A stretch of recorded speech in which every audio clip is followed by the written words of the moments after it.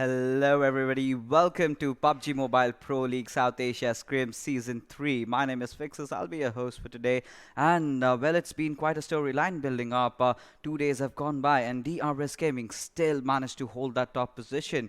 But today, they might just be tussled over. But we will get along with the conversation. But before that, allow me to introduce you to my co-caster and my co-analyst. That's going to be Ocean Sharma. So Ocean, the first map standing off in Erangel. What are your speculations?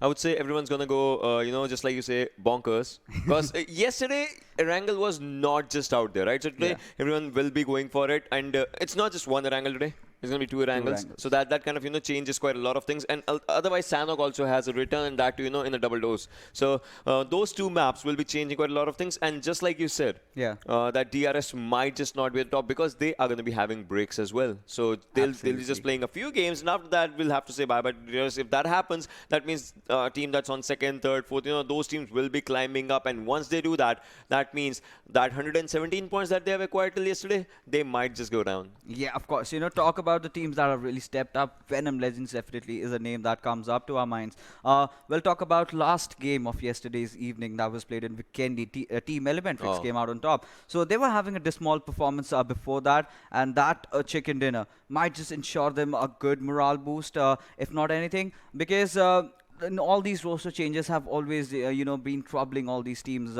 during the crucial phases. But before that, let's take a look at the prize pool that we have around here.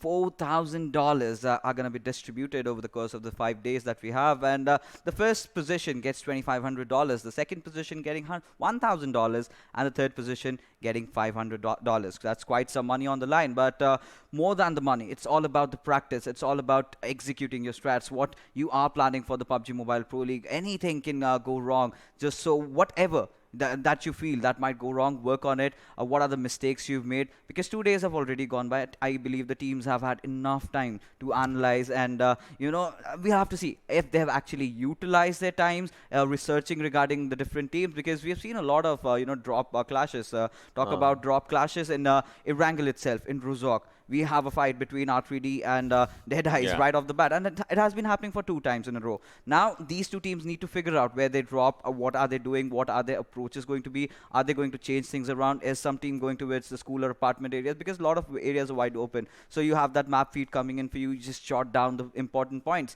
But before that, let's take a look at the point distribution table. That's completely new this time around. That's completely new, just like you said. First position gets you 15, then second gets you 12, then 10, 8, 6, 4, 2, 1 gets you from 8 to 12, and 13 to 16 gets you 0. Previously, what used to happen is, if you're talking about it, 20 points will be used out there for the first position. Then now it has been changed to 15. That just, creates a lot of difference. Plus, as I was, just trying to talk to all these players, and I was trying to get to the insights, 1 kill, 1 point, that there is. But players were saying one thing, and that is, now kills have a higher priority. No doubt, you get eliminated. Previously, you used to get 1 point, at least on 13 to 16. But now, once you go down on 13 to 16, you understand that there is a big void of no kills, no points for one game. I mean, you have to wait 30 plus minutes for the next game to start.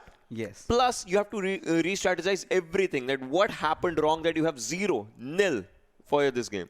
I mean, there will always be, in no matter whatever game it is, whatever the map it is, whichever team it is. There will always be 1 or 2 teams. 3 teams, in fact, that will get that 0 position points. It's certainly, it comes down to maybe bad positioning.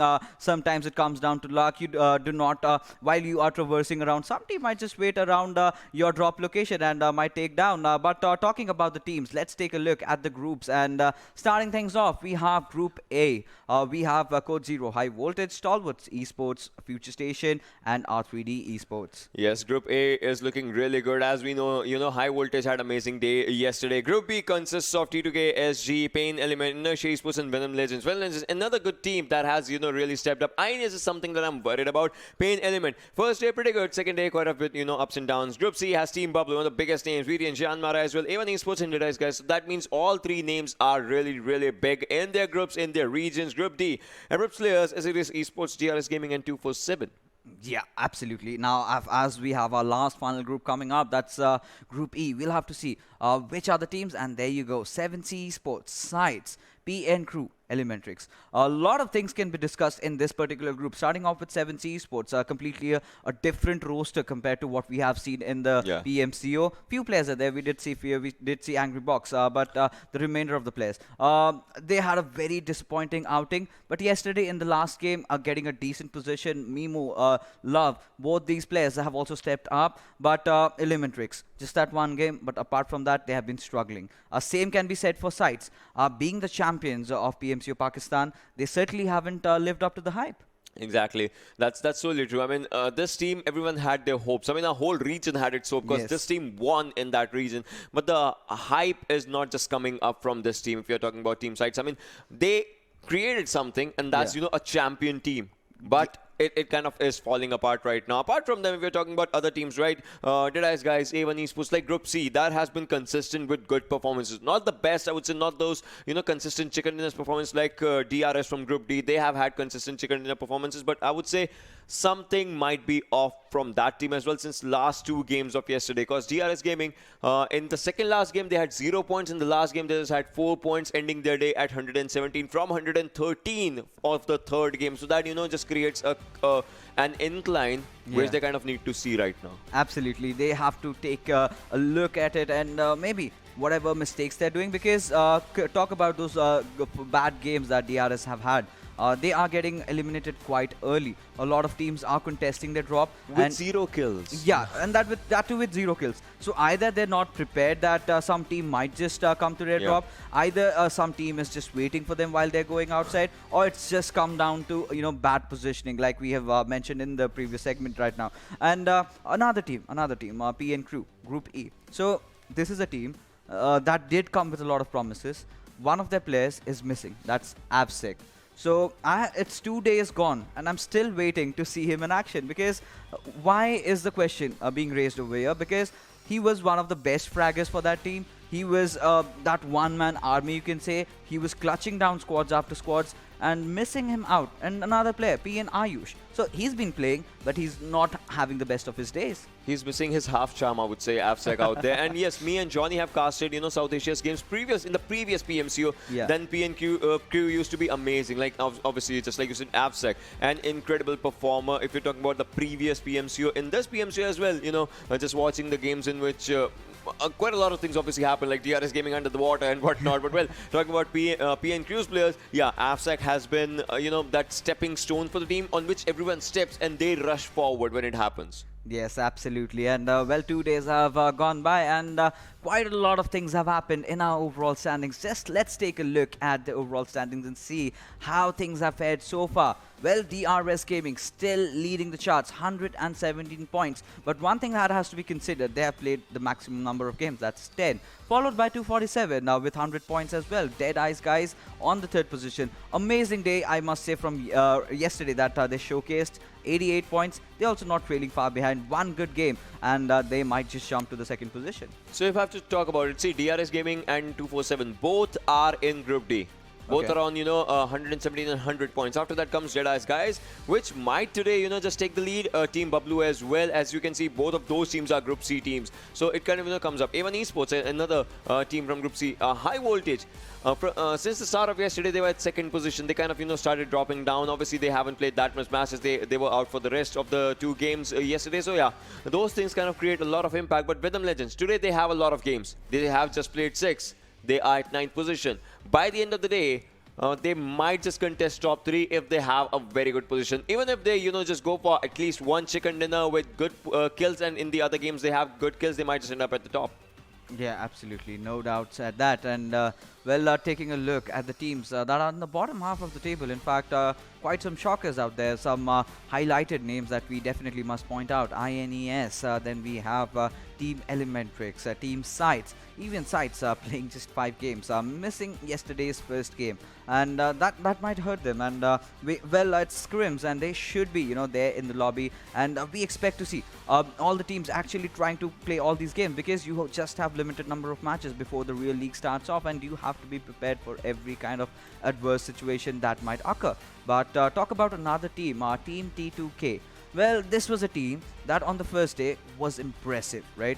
Frankie, he was going all guns blazing. He got, but somewhere down the line, I did not feel that he got enough support. And yesterday, I do not know if it's that hype that was created around him, but he's just not been able to carry it forward in the next day. I mean, to be one of the best players, to be regarded as one of the most promising players, it's just not that one day you have to shine, but every single day. Yeah, it's not just one day you have to shine. You kind of, need to go every single day just for everything. If you're talking about the games, we're talking about the scenarios that have happened. I would say I agree on that point for a while. But yeah, you kind of need to understand, right? Every day is not Sunday. You cannot enjoy ice cream every day. I mean, chicken in this case. But still, you cannot enjoy that on each and every game. I mean, DRS, they have enjoyed their shares of 3 chicken dinners. But if you remember, there's a curse of 3 chicken dinners. You do, gang? Yeah, there's a curse of 3 chicken dinners. If you have 3 chicken dinners on first day, second day, something like that, you might just not, because I know that's kind of a thing with this game now. That not happened just once. It happened in South Asia as well another time. Yes, absolutely. Wildcard. It happened with Wildcard as well. So those things have happened. During the Wildcard, that was Team Zeus who got a hat-trick chicken dinner and they just became the champions. It goes either ways. Either you completely mess up or you just become champions. You don't stay anywhere. There's nothing in between. There's nothing in between, to be honest. But yes, like we have those first few games. We have 2 games, in fact, where the groups of B, C, D, E will be playing. The teams from Group A will be sitting these 2 games out, and those will be in Erangel and Sanhok, right? So yesterday we did not see Sanhok, and well, talk about Erangel. So it has been kind of a even circle, nothing really out of the syllabus or something, nothing that puts players in a very bad situation. But Miramar, that has also been a map where we the players are having some trouble rotating it. But if you come down to Erangel today, what do you think? What are those key areas that the teams have to work out? All right, let's talk about teams then. If you're talking on that map, because see, obviously we always have this discussion, OG map, whatnot, right? Yeah. But now let's change the discussion. Okay. First of all, no contesting each other's drops. Because don't do that. Because see, you might get 4 kills, but you might just lose your 3 players and you're all alone just roaming in Rozhok. Just let's not do that. Yeah. It's basically about weighing pros and cons, right? Exactly. You need to know at the cost of what. You might take 4 kills, but when you drop down, you do not know what weapons you have for yourself. You do not know how much, if you have enough good vests or not. But let's take a look at the kill leaders right now. And talking about the kill leaders, we do know who was on the top yesterday, and that was Rahman, followed by Gunnar. Then we have Wadu sir. We have Chari from Abrupt Slayers, and kind of still missing out on captain out there. But DRS Gaming will be ending the list. But yes, going with our discussion, carry forward. When captain will be coming, he'll be just jumping in with the numbers, as as he did in Miramar. But going with the discussion once again, just like you were saying in Erangel, right? So we saw these numbers, we saw these things. Everyone has 4 headshots except for Galzin. That's an amazing. Now again, see, 6 headshots out of 14. That means it kind of comes towards your accuracy.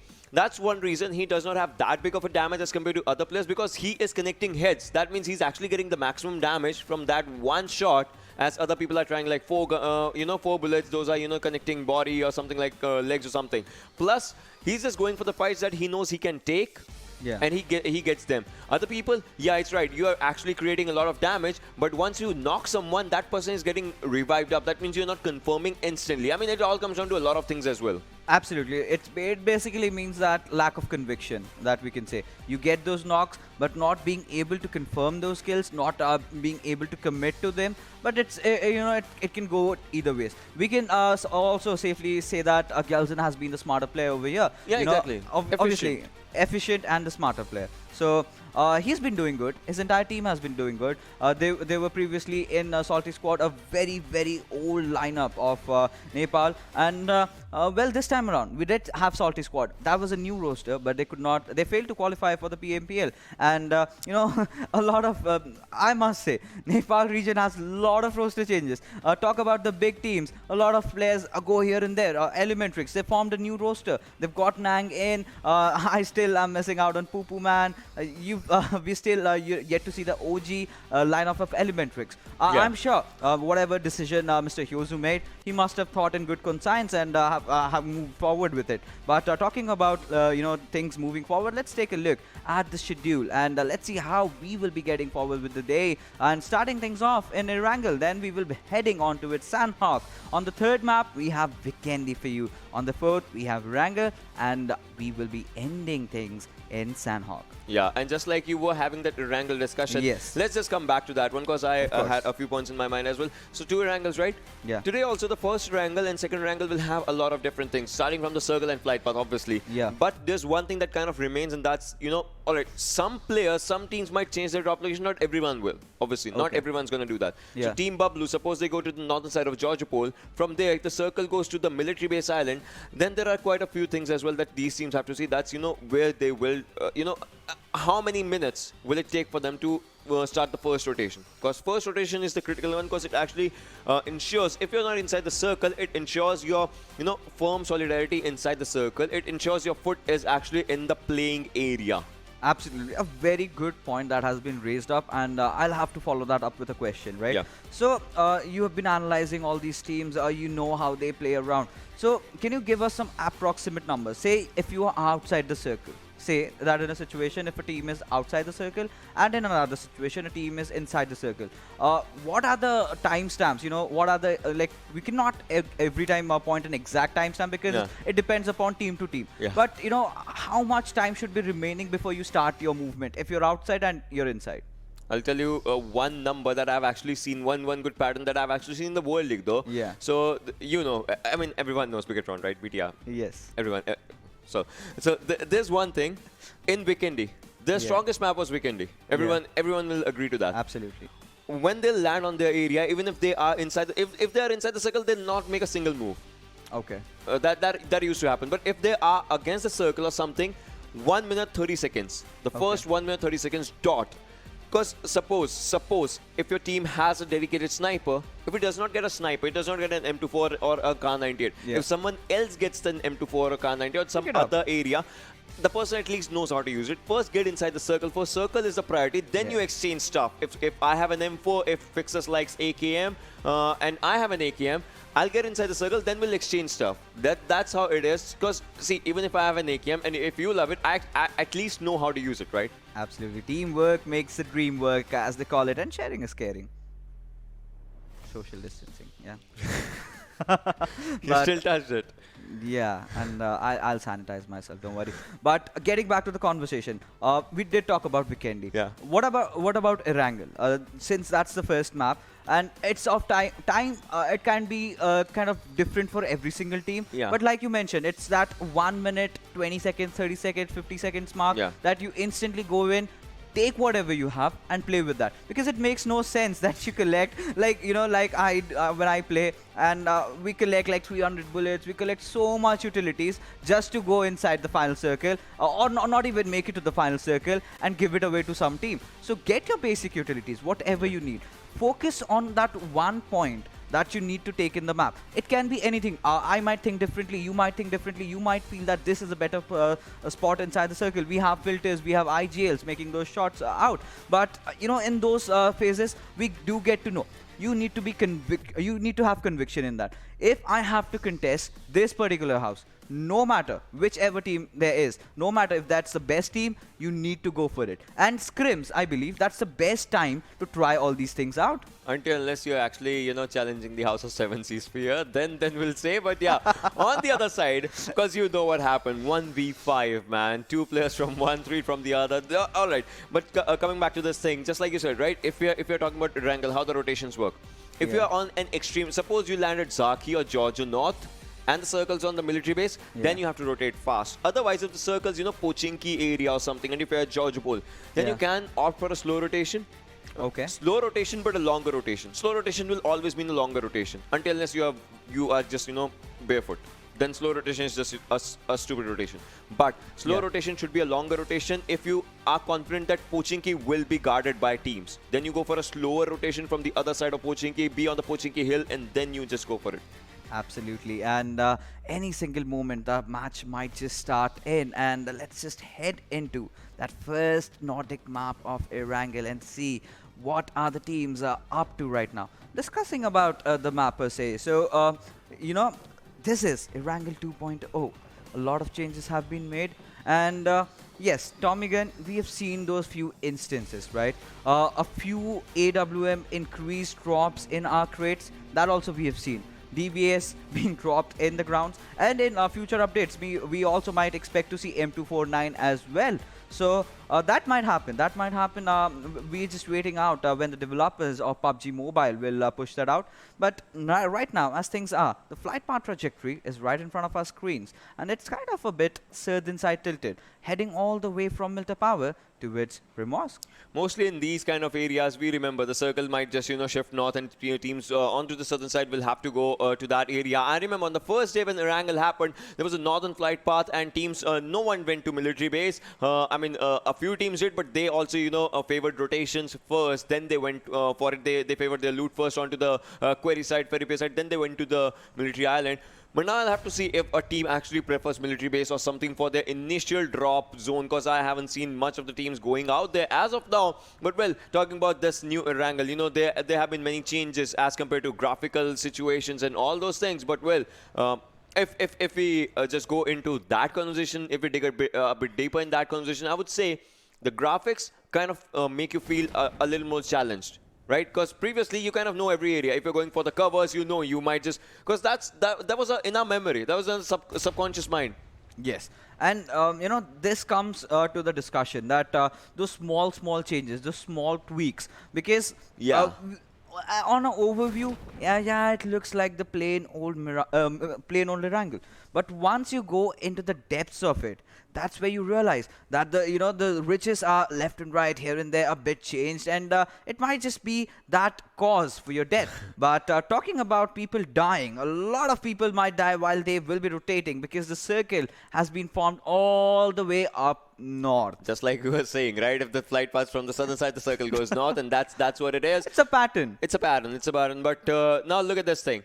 George Paul's area currently completely empty. So it all comes down to that thing as well, when will the players go there? But well, southern side is where I was seeing some teams, that was T2K and ElementriX. They will be fighting onto the military base island. If we're talking about 7C, alright, so an early fight, early contestation might just come up in this area of Pochinki, the new Pochinki in the new Erangel, and a new fight, because it's a new day. PAINxELMT versus 7C is something that's going to be happening. But before that, the most important thing is you need to focus on your loot, because without that, you might just be punching. Yeah, absolutely. With that being said, Mimo, he's already going in for the flank, will want to try to lurk the enemies out towards his direction, and the players might just, push on each other. But Pochinki, the fights are very tricky. You need to be very, very well versed with the terrains, with the houses, the compounds inside it. Because one small mistake, one gap that you have you did not pay attention to, someone might just be there in the corner and will take you down. But by the looks of it, what 7C is actually trying to do is they're completely rotating from the left side, which in turn does not give them enough map control. I thought that the players will kind of spread out, then just claw in the players of PAINxELMT. Both the teams, I must say, have taken very, very wrong drops in Pochinki. Yeah, they have actually. I would say as 7C, you can see they are kind of split up. Like 3-1 split is a good split, but your one player is on the other side of the road. That means if that person gets knocked out, you might have to leave him behind. Otherwise, if that person finds an opening, then you need to actually cross this road and then get that chicken. And I mean, that's quite an important thing. But well, as you can see, Mimo is on the other side of the area, and he might just spot one player of PAINxELMT. And if it is Jimmy or something, it might just be a bad situation for PAINxELMT as well, because the players of team PAINxELMT are also split up in every player being in a different compound. Fear is quite onto the backside of me, might just give him a bit of a cover in order to cross the road or something. Plus, if the things go south, they might just take up a vehicle from the garage and just run away. Those things might just happen. Those things might just come up. We'll have to see how it just goes. But before that, both the teams, it's a standstill. Exactly, a stalemate, something that we do not like, because you dropped in. This is the time where you should be looting. Well, now they're more bothered about, watching their corners. They've Yeah. just got those basic loot, and yeah, they do definitely have the blessings of the circles. They Oh. certainly can take the fight. But there you go. Mimo has already been spotted out, and he has also spotted quite a few players. This is where I expect the rotations to be coming in from the players of 7 Seas, and that is exactly what they've done. So now what they can do is try to get on some buildings, take those rooftops and watch those corners, watch those angles, and get that one knock, and then just drop a few grenades, and then it's an easy push. So they've done things right up until now. They've messed things up in the start, but now they're fixing it. And now if they do it in a proper style, I think PAINxELMT might just get instantly wiped out. That's totally true. Fear previously had an AKM, now he switched to Beryl. That means he already has 60 bullets at least. Does not have a backpack. That means he'll have to use those 60 bullets plus 30 plus 40 extra bullets that he has in his extended mag of Beryl.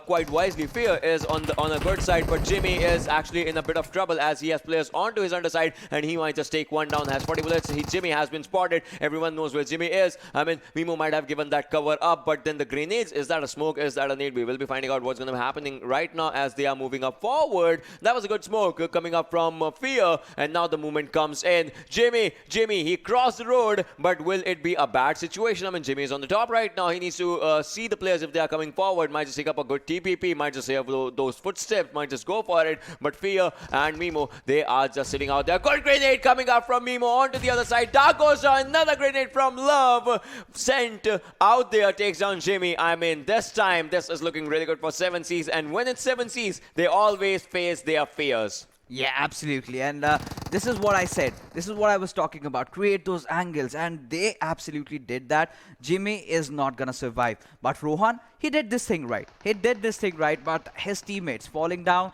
kind of, created that void that now if he takes a shot from over here, he'll be taken down really bad. But talk about Mimo. He's got yet another knock for himself. Dark has fallen down. Now it all comes down to Envy. He has got to hold his entire guards up. But Rohan did try to take those shots, but him missing out. Had he taken Smokey over there, that could have meant some kind of trouble for 7C, because Envy could have just pushed in because the remainder of the players were on the other side. Now they've been given so much room, and Smokey comes in, takes down Envy, and now PAINxELMT again falling down to their miseries. Just that last player, Rohan, surviving, and he has to make a run for his life. This is actually a bad situation for this team now, if we're talking about it. See, they started this fight. I mean, 7 Seas Mimo was the first one who actually got hit.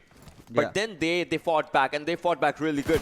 Now, on the other side, Khan is also trying to get some kills or knocks for himself. But look at this. INES are pretty close with the players, and they will be taking one down. No. Joker takes down one, but Joker, low on HP, goes down easy by Tier. And this will be a good one, but he has to save his teammate. Can he do that? No. That looks like a bad decision. Go and close the door, and now a revival will be a good one, as they need to save this player. Plus, they need to take up a retaliation fire against ASL, Abrupt Slayers. They were actually really good on the first day.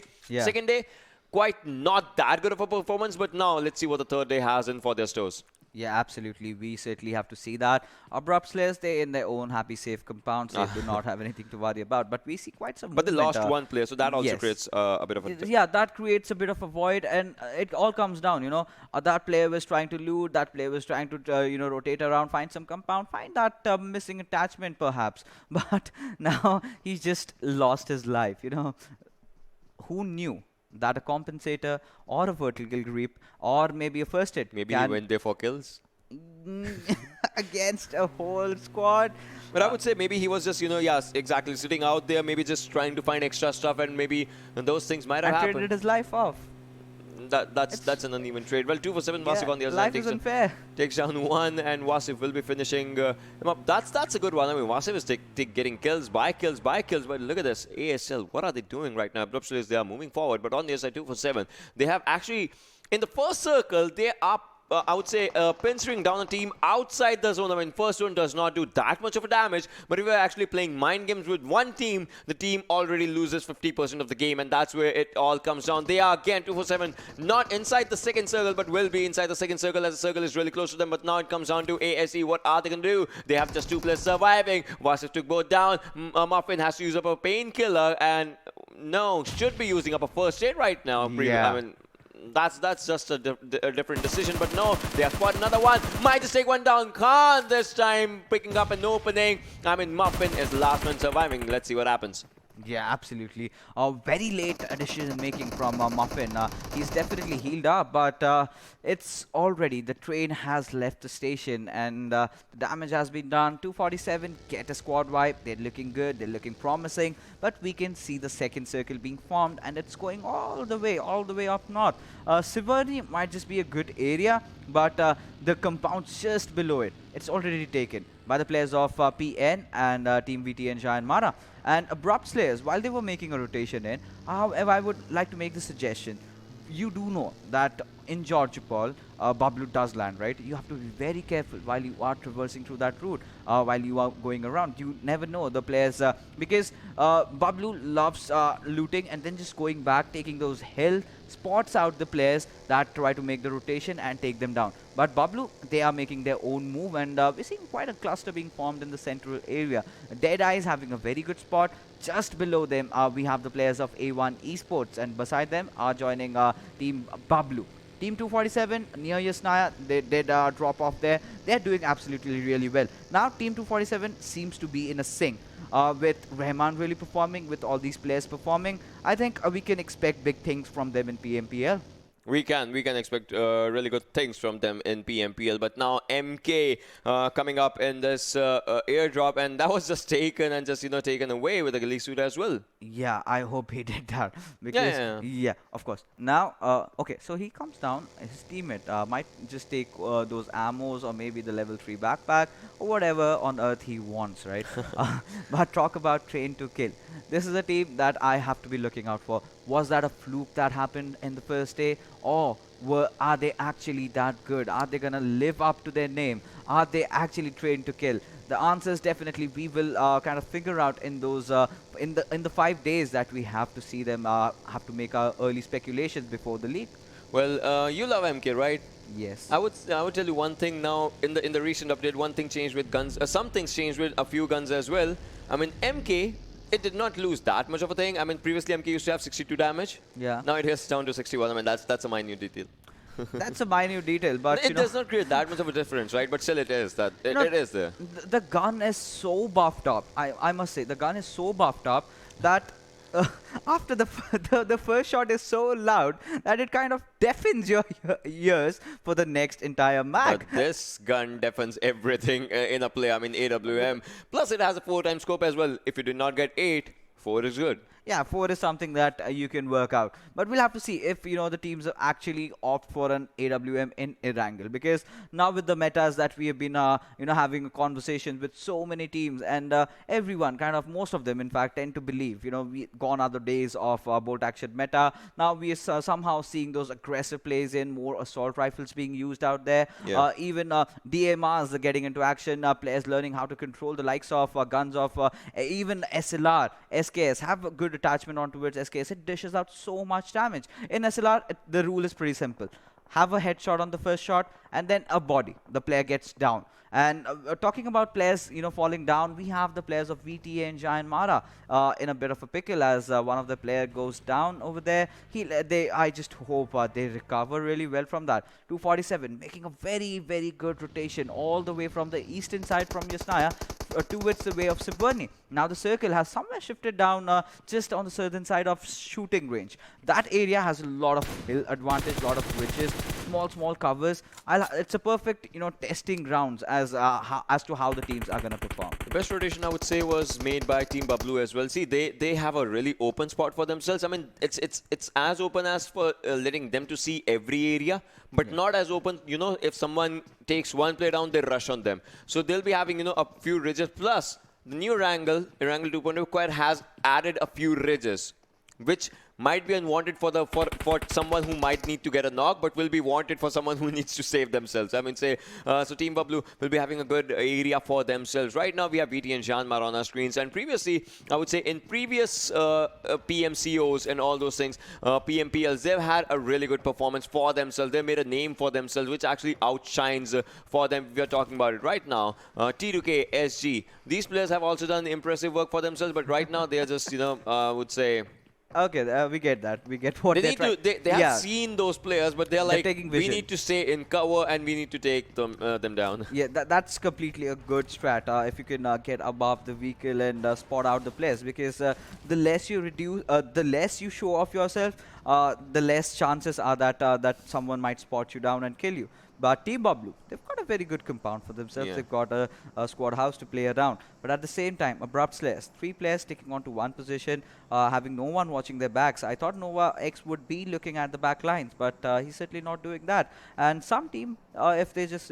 passing by, they spot down 3 enemies that they can spot out, they'll just instantly decimate them. And all blames will definitely go on towards these players not looking to different directions, because you already have one player. Now all 3 are looking behind. So this is what you should not do. Have one player looking straight, have one player looking to the left, have one player looking to the right, have one player look behind. How difficult is that? I mean, that's Team Bablu, I would say, used to do in the previous PMCOs and all those. Because me and Johnny, we still remember when we were casting their first day in the first ever PMCO. And what they did is, these guys will take one hill in Miramar, and 4 guys are taking 4 individual fights in 4 individual directions. Basically, BTR and RQ combined. Yeah, that thing is what they do. Plus, they have AUG for themselves, the luxury weapon coming for these people, alongside if they have DMRs.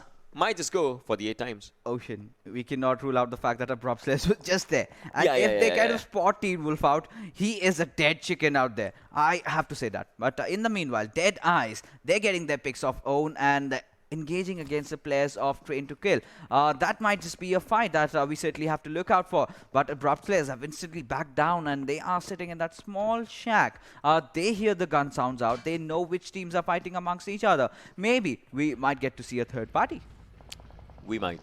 That's totally true. But now, have a look at one thing. The next circle, the next zone, as you can see, it has shifted down. Plus, it has a bit of a Rozhok in, a slight taste of Rozhok as well, where PAINxELMT's final survivor is.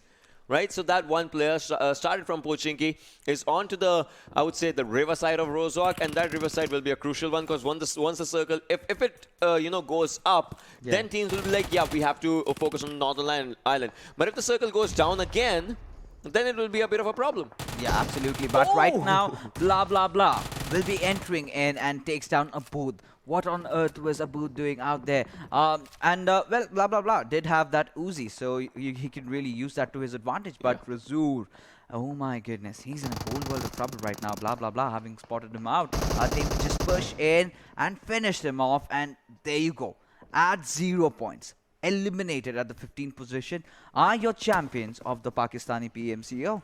That elimination, kind of just takes questions again, just raises the questions again. As we were saying previously, the same thing kind of coming up right now, but let's see what happens as Sandesh is trying to take one player down. That was Rahman, and Rahman has been spotted. No, get inside the cover. That's too late, because you are not going to need the revival as well. But now I think PN Crew wants to rush in, and that's one thing they are doing. The players are moving forward, but no, they are making good covers for themselves. That's a really, really good decision. But now this player will be finished up, because that's not the Rahman we know. I mean, look at this. This person, he went out. I mean, I would say, had he stayed there, he would have had a revival. Either ways. I thought he'll just get down, just get beside the behind the tree. He was rather more in the open, and he must thank his stars. He must thank his teammate that he just came in the right nick of time. Had there been one more bullet, he would have been taken down. But talk about players going down. Ghana falls down over here as VTNxJyanMaara, Samir.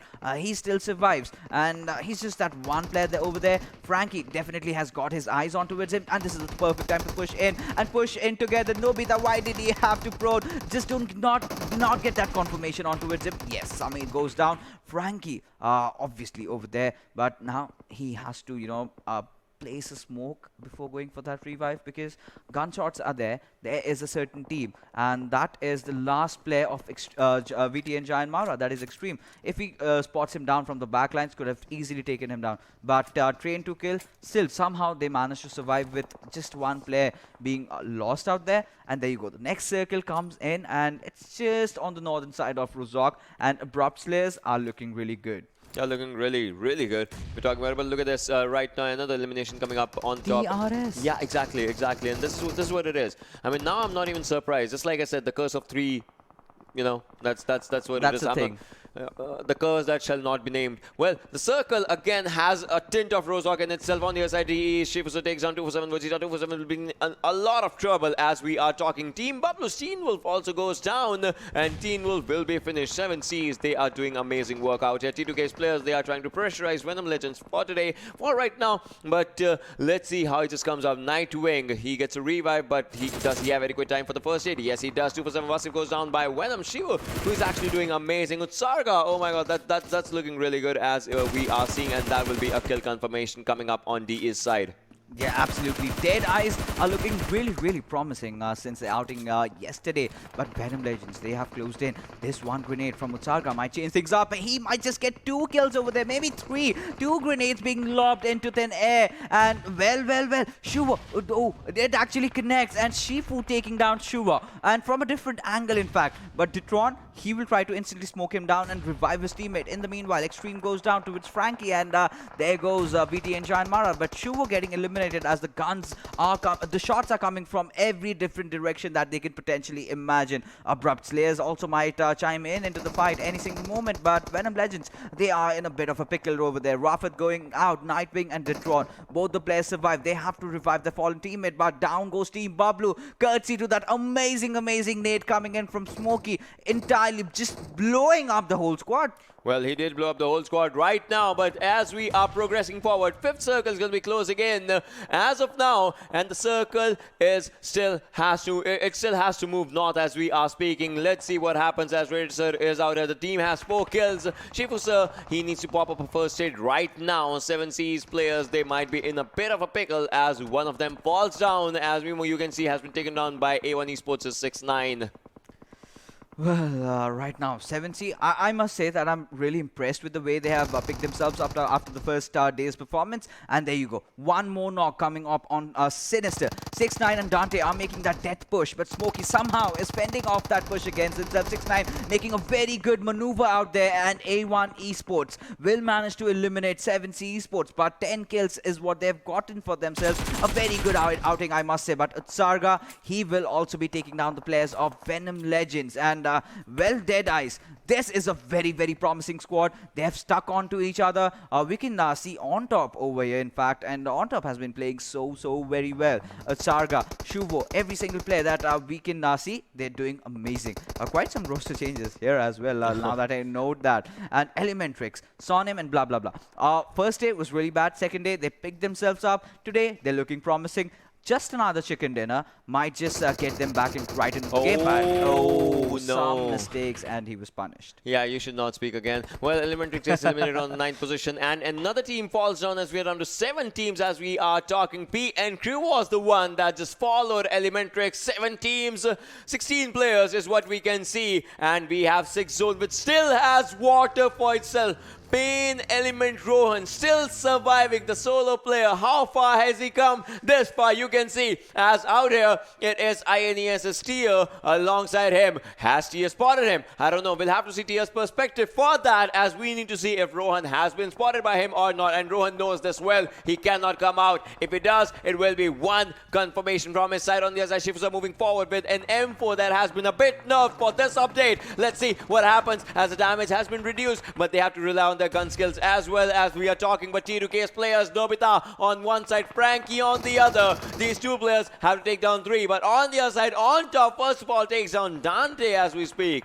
Yeah, absolutely. Deadeyes, they're looking really strong. Nobita, oh my goodness, he needs to get himself back up. And Frankie, well, he also does have the cover of the smoke, but On Top has already pushed in. And Chari spraying down those bullets, but Rated will be the one spotting him out in the open and takes him down. Nova falls down. Courtesy to Shifusa. Deadeyes are getting kills left, right, and center. And they certainly look to be one of the biggest contenders to win this match right up over here. But talk about 2 lonely survivors, INES Tier and PAINxELMT Rohan. They had a very bad start, both of them, and somewhere they still managed to survive, make it to the top 7. But if they make it to top 3, that might be a really promising performance. Either of theirs bullets, I would say, has the name of the other as we speak. We'll see who is it and who will be the victim. Well, all 4 players of DE are together. A1 Esports will have to see what they have to do in the situations as well. But right now, as you can see, DE is on top, so is trying to spot other players. But T2K, they are in a lot of trouble. The circle closing in. This will be the 7th circle coming up, and you can see that airdrop shadow coming up. That means someone will be using it for their covers, as people do. Shifusa gets another one. Abrupt Slayers gets eliminated. A1 Esports is Sinister. A good grenade. Might just take Tier apart. Might just tear him apart if you're talking about it. But the circle has moved up north. That is a good thing for the teams on the northern side, and specifically DE. They have the full circle for themselves, and on the 247 side, Rahman is also on the survivors. That means many teams are with just a single player, but DE, they don't worry about it because they have a good area. A good gun will take one down, but Dante again has to go for a reload. Yeah, absolutely. A1 Esports, they've already got all the 4 players alive. They're looking promising. They're getting all the smokes that they can get, the last minute bullets. But 6-9, well, that nade kind of seals the deal for the players of Team INES as they bow out on the 6th position. But still, a few squads remain. And Team T2K, they are also there. Rohan, his position has not yet been compromised, but somewhere down the line he has to move in, unless he has like 10 first aids and he can do with that. But I believe his position has been compromised. Frankie knows that there is someone creeping just behind him, and well, he has to keep an eye on him, on that player as well.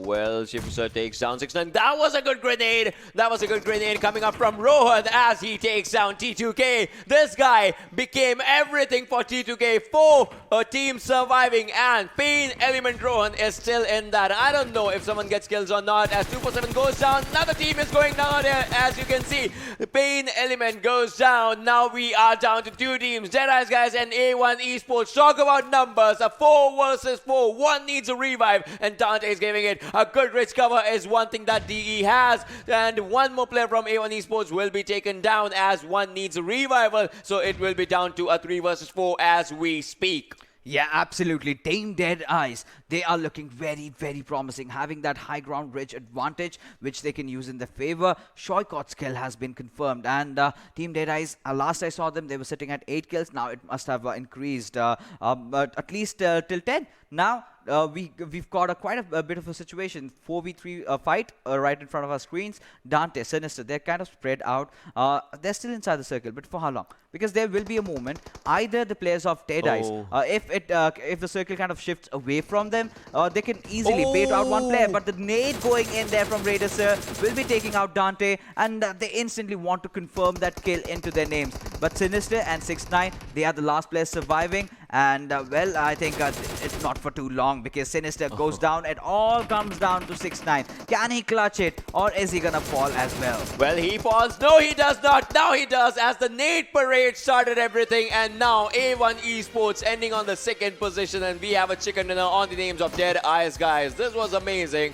This was really brilliant. I mean, the way they pushed up, they had 4 players. They knew how to utilize each and every one of them. Absolutely. This chicken dinner was long overdue, I must say. With every single time DEADEYES going in, getting so many kills, they were striving. They were striving for the top spot, but something or the other really happened. But today, they kind of were calm. They were very composed. They took fights in a very smart manner. I think one highlighted fight will be against the players of Venom Legends. They came in just near the ridge. They went in for the nades. They knew that they were being third-partied, and just when they got that moment, they just pushed in, wiped them out. Every single fight, they were so good. But now let's take a look at the MVP of this particular game. That one player who really stood out, and no second thoughts on that. That's gonna be our man Shifu.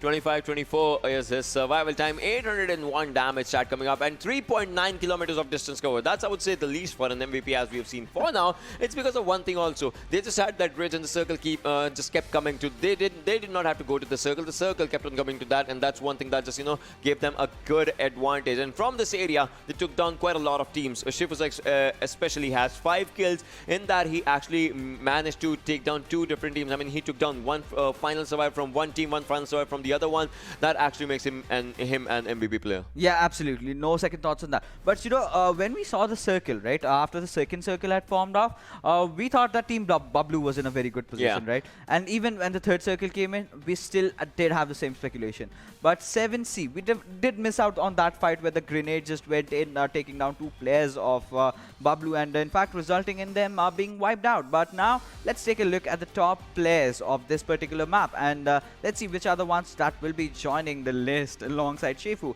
And there you go, on top, Nemo, Rated, and 6ix9ine. I see 3 players of Deadeye's, 1 player of 7C, that is Mimo.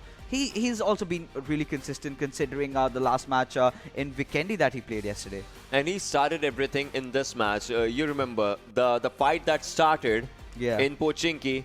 Yeah. He started it. He was the first one to take a hit on himself, and he was the first one to hit even harder. And that's where, you know, the fight just came. But I would still give it to PAINxELMT, the guy who served, the boy who lived, and the boy who lived for the good one. I mean, he obviously did not live till the end, but then he picked up the nades and just went on to the nade parade. Exactly. You know, what we were usually speculating from him, just survived till the top 3. That he did. He and did. What he got as a bonus was that Kobe that he just slam dunked and got out a whole freaking squad of Team T2K. But with that being said, let's take a look at the match summary right now. 170 smokes and grenades being used.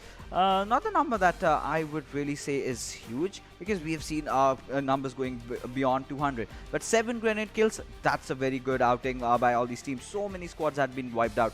4 airdrops have been looted. So now the teams are actually committing for the airdrops. They do realize how important that is. 11 headshots, 76 knocks, out of which 59 were converted. So the conversion ratio could have been a bit better, but yes, no vehicle kills, Ocean. Yeah, that's true. No vehicle kills this time, but 7 grenades, that was good. Airdrops looted, that just shows that now people, plus people actually, you know, loot airdrops in the final zones, but we saw one good AUG being looted, MK14 being looted on the initial, you know, first and second drops were also looted. So it kind of comes up, if you have an opportunity, now people are just grabbing it. Yeah, absolutely. You know, even our Team Bablu had a airdrop coming in for them. We did see the AUG, but at the end it just went in vain because while rotating they were just picked off or something or the other happened. But let's take a look at the map standings and see how these teams fared across in the first map of Erangel of today's evening, and that's Deadeye's guys getting that chicken dinner with 14 points. 29 points out of this entire game, and A1 Esports will be following them up with 6 kills and 18 points. A very good, decent outing from them, I must say. But Team 247, a courtesy to those kills that they have been taking, they're sitting at 15 points. But one team I must definitely pick up over here. At the 5th position, we have 7CxHIGHVOLTAGE getting just that 1 placement point, but the 10 kills definitely did help them out. Exactly, it did help them out. Well, moving forward, if we are talking about the teams that, you know, tried but they could not, it was VTNxJyanMaara, DRS Gaming, as we were saying, SCYTES as well, and Assiduous Esports. So Assiduous Esports is back to their day 1 gameplay, I would say, that when they were, you know, just getting eliminated on 15-16, 15-16, that's one thing. But DRS Gaming, now the curse is actually starting up for them, and that will give other teams a chance, a good chance to actually go up. And not just, you know, up in the game, up in the numbers, up in the ranks, because at the end, it is still, I know, it's about learning and all. Yes. But there will be one team having those 2,500. Yes, and that's a lot of money, I must say. But you know, one thing you know, I feel, Ocean, that we should be, you know, starting to do right now. We can you know, focus more on being constructively criticizing teams, because we've seen a lot of mistakes being made in this entire map. A lot of misplays, a lot of mishaps that should not have been done on the pure basic level. And you know, a lot of teams need to work these things out, because if they do not do it right now, I mean, they might struggle a bit in when the real league starts off. That's true. That's true. And with that, it just comes down to one thing. You know, these teams will have to see where it just comes up. And one thing is a reflection of your performance. That's where leaderboards just shine up. And if you see the leaderboards where the teams are going or whatnot, Deadeye's guys, 117, topping up with them. Good kills is where it all starts going down for DRS Gaming right now.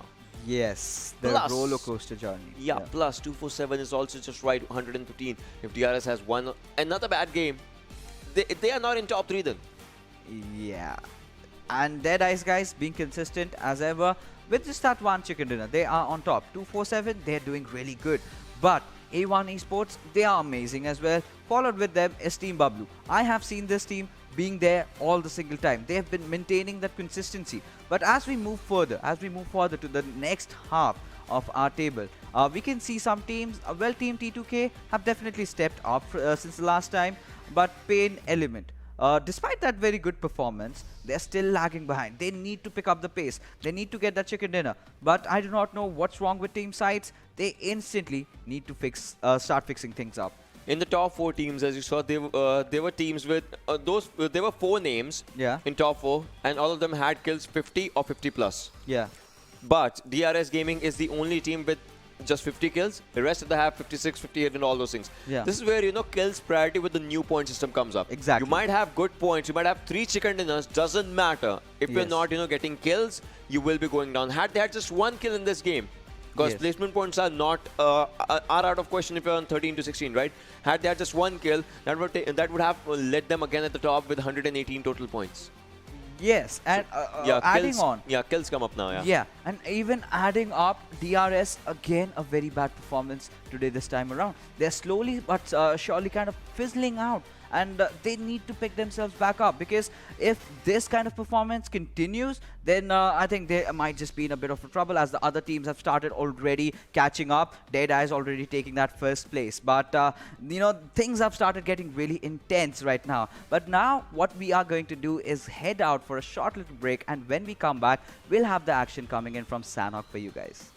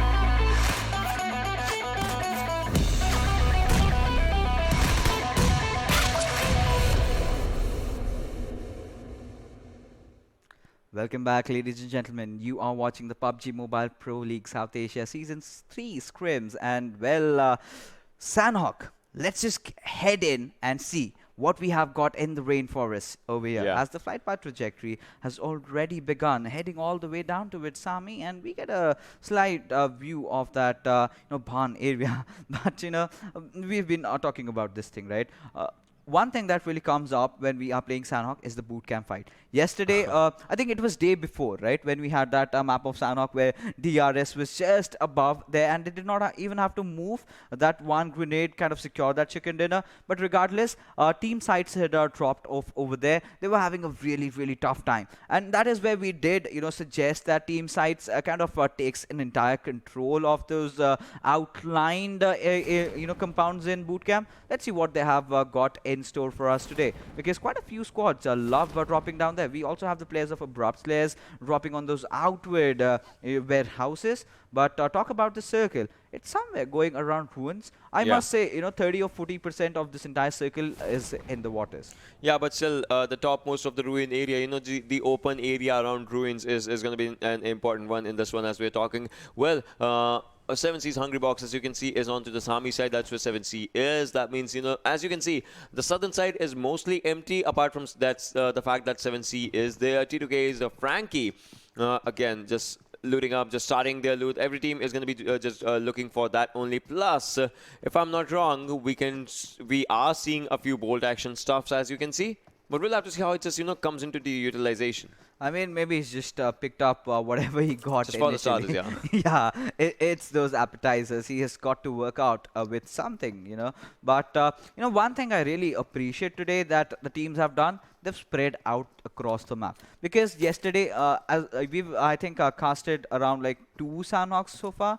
And in both the occasions, all the teams were kind of going towards the northwestern area. And they did realize after that they're not getting any kind of outcome from it, in fact, I'm sorry. But, that's the thing. Now, since they have spread out, you've got an even chance to get inside the circles. So, that's a very good thing. DEADEYES are still sticking on to its northwest, western side of Hathen. And now they have to choose which route they have to go.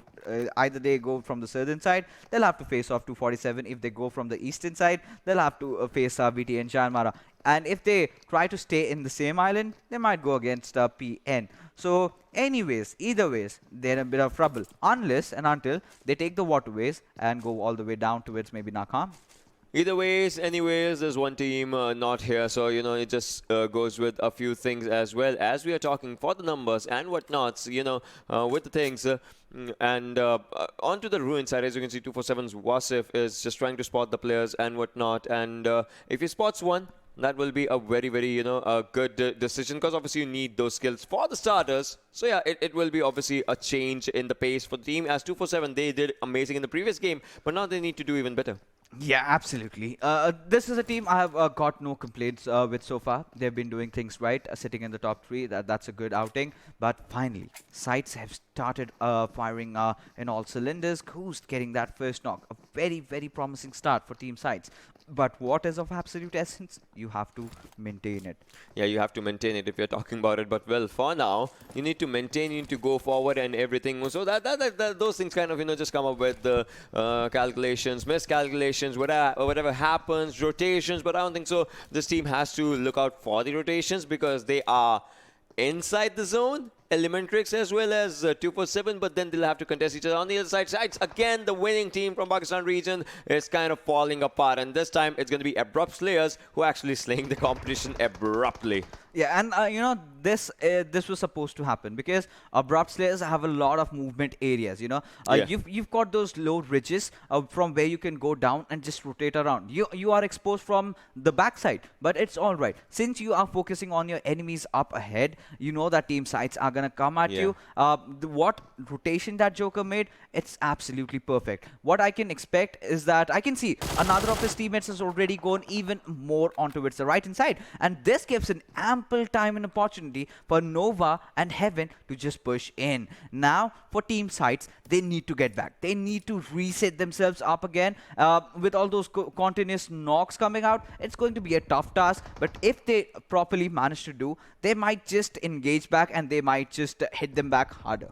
They will have to hit them back harder. I mean, plus they need to go for it, but goes down. A good grenade by Mr. Yuzu. A bad grenade by Mr. Yuzu takes on Mr. Yuzu. But he has a Nova X. Now he just needs to. Now he has a grenade in his hands. Please use it Wisely.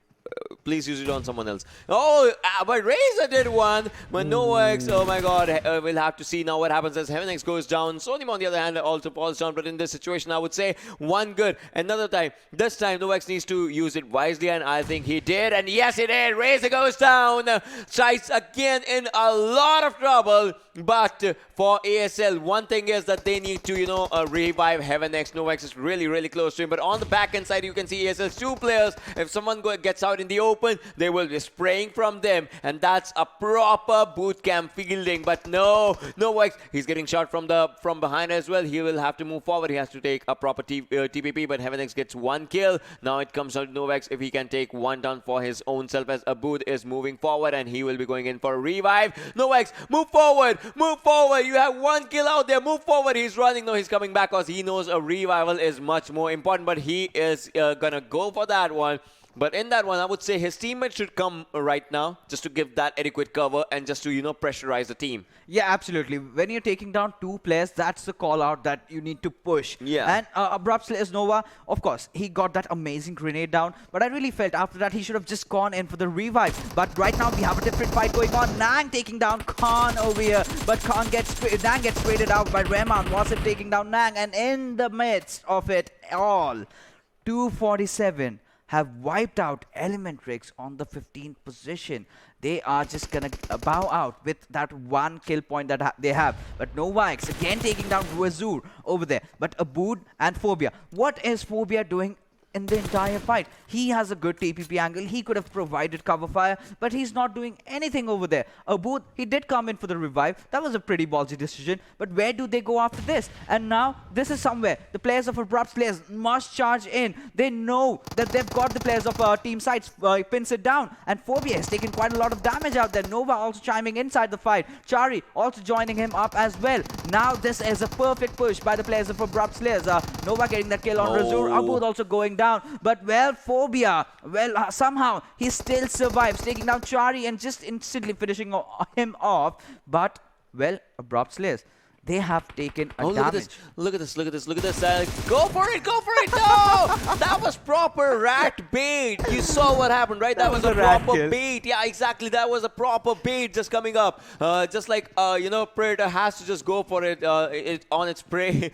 And that is what happened. Now Mafia Ninja has to see something. DRS, this is your chance. Go for it. You lost one, but you cannot lose another one. This is a puzzle for you. Ruins has become a puzzle for them. Rahman, 33 bullets. Can he just take this one? Is going for a grenade. Will this be a good one? Goes for it. Is moving out because he knows another one is coming from the other side. He is actually moving out. A very wise decision from him, but this one actually goes on for a pressure 3 versus 3 situation. DRS, they cannot lose this one. 247, this is an important one for themselves as well.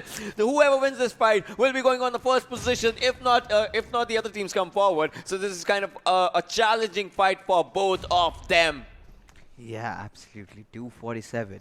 Well, that was quite a good way to bait out your opponents, and I have pulled out. That was the best way to. I have pulled out this kind of shenanigan earlier. Back then what you used to do is you open up a door. That's pretty simple. Oh, yeah, just keep a first aid. Someone just comes in, goes for the first aid or something. Put a grenade or whatever on earth do you want. So someone goes to pick that up, and that's the moment where you speak out and take him then out. So these are the basic tricks where you play with your minds of your opponent, and even at the highest level that really comes out working just fine. I mean, it always works fine. You are just, taking that IQ advantage or something. If someone has that thing, that I'll just wait. Because waiting is important, but not right now, as Rahman has spotted one. He takes one down. Rahman just doing godly again. Revival? No. You should not be reviving. You should be moving forward. 247. They lose one, but they wipe a squad. And that is looking incredible for this team. Already 7 in the bag. 7 in the bag for this team. This time, 7 came up. Well, can they go 24 minutes more? Because that is where the team is going. 247. That's what it is. 24 minutes is what the game goes. And 7 kills is what they have right now.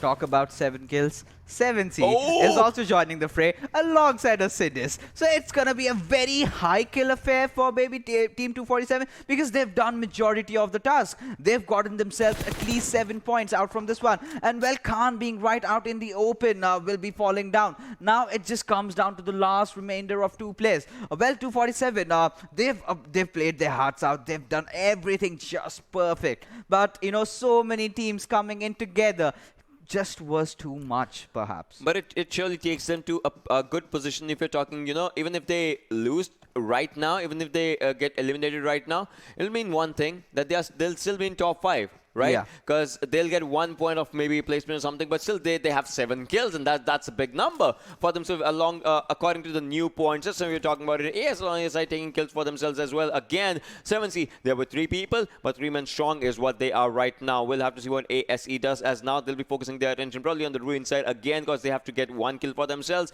But 247 now is a bit challenging task for them. The challenging task is how to get out of ruins, as the circle is slowly and slowly looking like it's gonna shift south.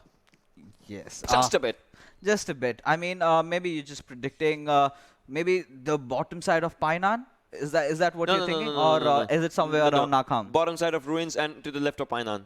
Okay, so the exact place where the players of 7C are, right? ASE-ish direction. Assiduous. All right. But, you know, finally DEADEYES have managed to make that rotation in. That's a very well-timed rotation, I must say. They let all the fights happen, and now, since it's clear, they've taken that route over there. Team Venom Legends, they're also rotating in. Well, PN, they've got quite a task right in front of them. They've got to deal with the players of Abrupt Slayers, who are having quite a run, actually, taking down players after players. But, you know, Abrupt Slayers, they did take that very good fight, but losing out on Chari, that was kind of a bit uncalled for. They made that push right, but, you know, Phobia, just before getting down, he managed to, you know, get that one revenge kill at least, securing that 1 point that team CZxHIGHVOLTAGE needed over there. But now the game is kind of in a standstill with not a lot of things happening because all the teams are busy rotating. But I make sure that after the 4th circle, we'll see a lot of third parties coming in. Yeah. Well, after the 4th circle, for sure. Plus, if someone has a illicit, you know, those sneaky kills might just chime in. Plus, I would say today, just like the first day, I would say first day is repeating itself for today. And in that, there's one thing that, you know, in the first game, just like we saw too many grenade kills, if that comes up, that will be a win-win situation again. Provided that we get less utilities in Sanhok and we get to witness some grenade kills. Even if I get to see 4, I'll be really, really happy. But what I'm really not happy about is Team DRS Gaming. What just happened to their motion? What do you think went really, really wrong? I would say decisions and probably confidence. But well, we'll talk about that as we see when Legends players just moving forward. Not just players, for now a player moving forward. Now the backup has arrived. Now this looks like a very good situation. PN crew, what are they going to do? Oh, grenades is the answer. On his face. And he has to get back. But there you go. The retaliation grenade going out. And this is the perfect chance for Nightwing to follow it up with another grenade. And he gets that knock as well. Sandesh on the sidelines. Well, he's taking a bit of a shots onto its Nightwing. But right now, what he has done really nice is come into cover. And Ayush and Sandesh, they will have to pull off something miraculous over here to make sure that they survive. A 4 versus 2 situation coming up previously. PN crew, those 2 players were looking really good, but now as Sandesh falls down, now it's down to these players. But ASL is also coming from behind. This might be a bad situation for PN crew's players, or if anything, we'll have to see what happens as third party is also coming from ASL side onto the left side. You cannot see on the screen right now, but you can feel them on the map. As you can see onto the other side, it's going to be a third party situation. But now, Venom Legends, what are you doing? No, Sandesh takes down one, but does not manage to take the second one down as Nightwing takes him up, and Nightwing will be finishing him. But no, oh my God, Rafat low on HP. Can he survive this one? For how long? That's the question. He needs to pop up a first aid right now. Yeah, absolutely. And they did everything just right over there. But Joker is coming in. The revivals are gonna be there. But Shuvo, he has to survive somehow because Abrupt Slayers, they are looking hungry. They need a lot of kills. And Joker will get that perfect angle onto it. Shuvo. But that was a bait. Oh my goodness. Rafa taking down Joker in the process. The remainder of the players just chime in. Heaven getting that knock onto it. Rafa, but Nova has already fallen down. It all comes down to Heaven going in for the revive onto it. Joker. If now Nightwing and Detron make that push in, second or just that one grenade can change everything. It can change everything. We'll have to see if the grenade comes in, but no, they are going for the kills. They are kill hungry. They are kill hungry. They are kill hungry right now. A good cover coming up from ASL side, but Team Venom Legends, they are not looking forward for it. They just want to end everything as they want to tell everyone that this is their area. This is their area, but no, AS11X goes down with that. Team Venom Legends, slowly and steadily, they'll manage to save one player, but one goes down, Shivo goes down, but it was worth it. Absolutely, completely agree 100% with the number of kills that they're getting. All the teams. I love the way Abrupt Slayers also approached, but it was just that execution which could not be perfect. But that is all right. This is scrims. This is where you know what mistakes you made. And this is the exact kind of approach that we want to see the teams were going on with. But Utsarga, he was just a bit too away and a bit too confident over there, and he was punished for that. He was punished brutally for that, but now this bridge becomes a bridge of demise for quite a lot of players, but we'll have to see how, things go up. But as of now, as you can see, players are just moving from the underside, and the circle shifts towards Painan. Being Painan, it's center. See, it goes out of the ruins. Painan's left-hand side area is out. The team Bablu is in the center of the zone, waiting for the teams to end up in Painan. Well, a lot of teams are on the southern side, but right now, VTNxJyanMaara, they're being just one with the nature right now. Samir, he'll get whatever he wants right now. He's upgraded his mags, he's getting a few smokes. Take all of them, buddy. That will really help you in those final circles. But VTNxJyanMaara, they'll have to make a rotation in. They'll have to maybe go against the players of 247 Gaming. But right now, 7C, they also look to be in sync right now. Even despite the fact that they're just playing with 3 players, they're looking really promising. Bablu, however, they're in Painan. They just have to defend that area. They need to spread out. They need to fend off the push that might come from the western side or from the southern side. But the southern side teams have to be really careful, because if the gun sound really comes up, you might just get third-partied. 4 teams are there on the southern side, and the next circle might decide. What if, Ocean, what if in the next circle completely takes a curveball towards the eastern side? That would be complete pandemonium. So if that happens, I would say 99% of the teams will have to cross the river. And that's where Team Bablu might just outshine, because they're already on land. They will be already on land when other teams will be in water. So that means quite a lot of kills. But yeah, they'll have to see that, right? They'll have to know that. And the circle is going to be moving as of now. And it does. It goes onto the right-hand side. That means one thing, that teams will have to go from the water side, and that's where Team Bablu, because this is the only team inside the zone, the only one team. We cursed it, right? We did. Well, Team Venom's also moving forward. Yes. But 247, those 2 players, they are far away from the circle. They have to get inside the circle. For them, it's going to be ASE. If they go straight, it's going to be VTN. If they go from the left, it's something of a tricky situation for 247. Yeah, absolutely. And there you can see the tuk-tuk in display over here. A very, very delicate vehicle, I must say. And imagine you're in a rainforest where people are hungry to kill you out. And there you have that tuk-tuk making those pata-pata sound. That just. I know that was horrible. But yes, getting off with the game, Smokey V2 being a victim towards the bullets coming out from the players of INES who are stepping up. But on top, my lad, he takes down the last player of 7C, Hungry Box. And this was anticipated, right? A lot of kills will come in. But what I love about Team Bablu, they were on the western side of Painan. Now they just go towards the eastern side of Painan. And the team, if PAINxELMT, kind of goes up on top, because there's that hill over there. If you get control over that hill, you're going to control a lot of fights. You've got that perfect dip. You've got a lot of rocks behind which you can hide. And the same I can say also from Train to Kill. So now it all comes about speculation, because we have the map feed. The players do not know where the other players are. But right now, CZxHIGHVOLTAGE Esports have come into the Painan region, and our Team Bablu is welcoming them with a lot of bullets. Well, yes, that is true. That is true. Now let's see how the situations and how the things, just go, and what is going to happen as we'll be just, witnessing in this situation, because the 4th circle, 18 minutes, 30 seconds. Time is quite crucial right now, because once again, just as we were discussing yesterday, you know, after the third circle, it kind of becomes difficult for you. When 247 Vegeta takes another one for himself, this guy's unstoppable. This guy's still just, you know, wreaking havoc, come what may. Let's see what Team Bablu does in this one. Rahman again. They are taking everything alongside, and they managed to take players down. This team is unstoppable. Rahman has 5 kills, gets 6th in his bank. Oh my god. But VTN's 1 player. So all of them are outside the zone. Zone's not doing that much of a damage, but they'll have to take the zone seriously. Otherwise, as a 5th number just comes up, that is going to be amazing. Yeah, absolutely.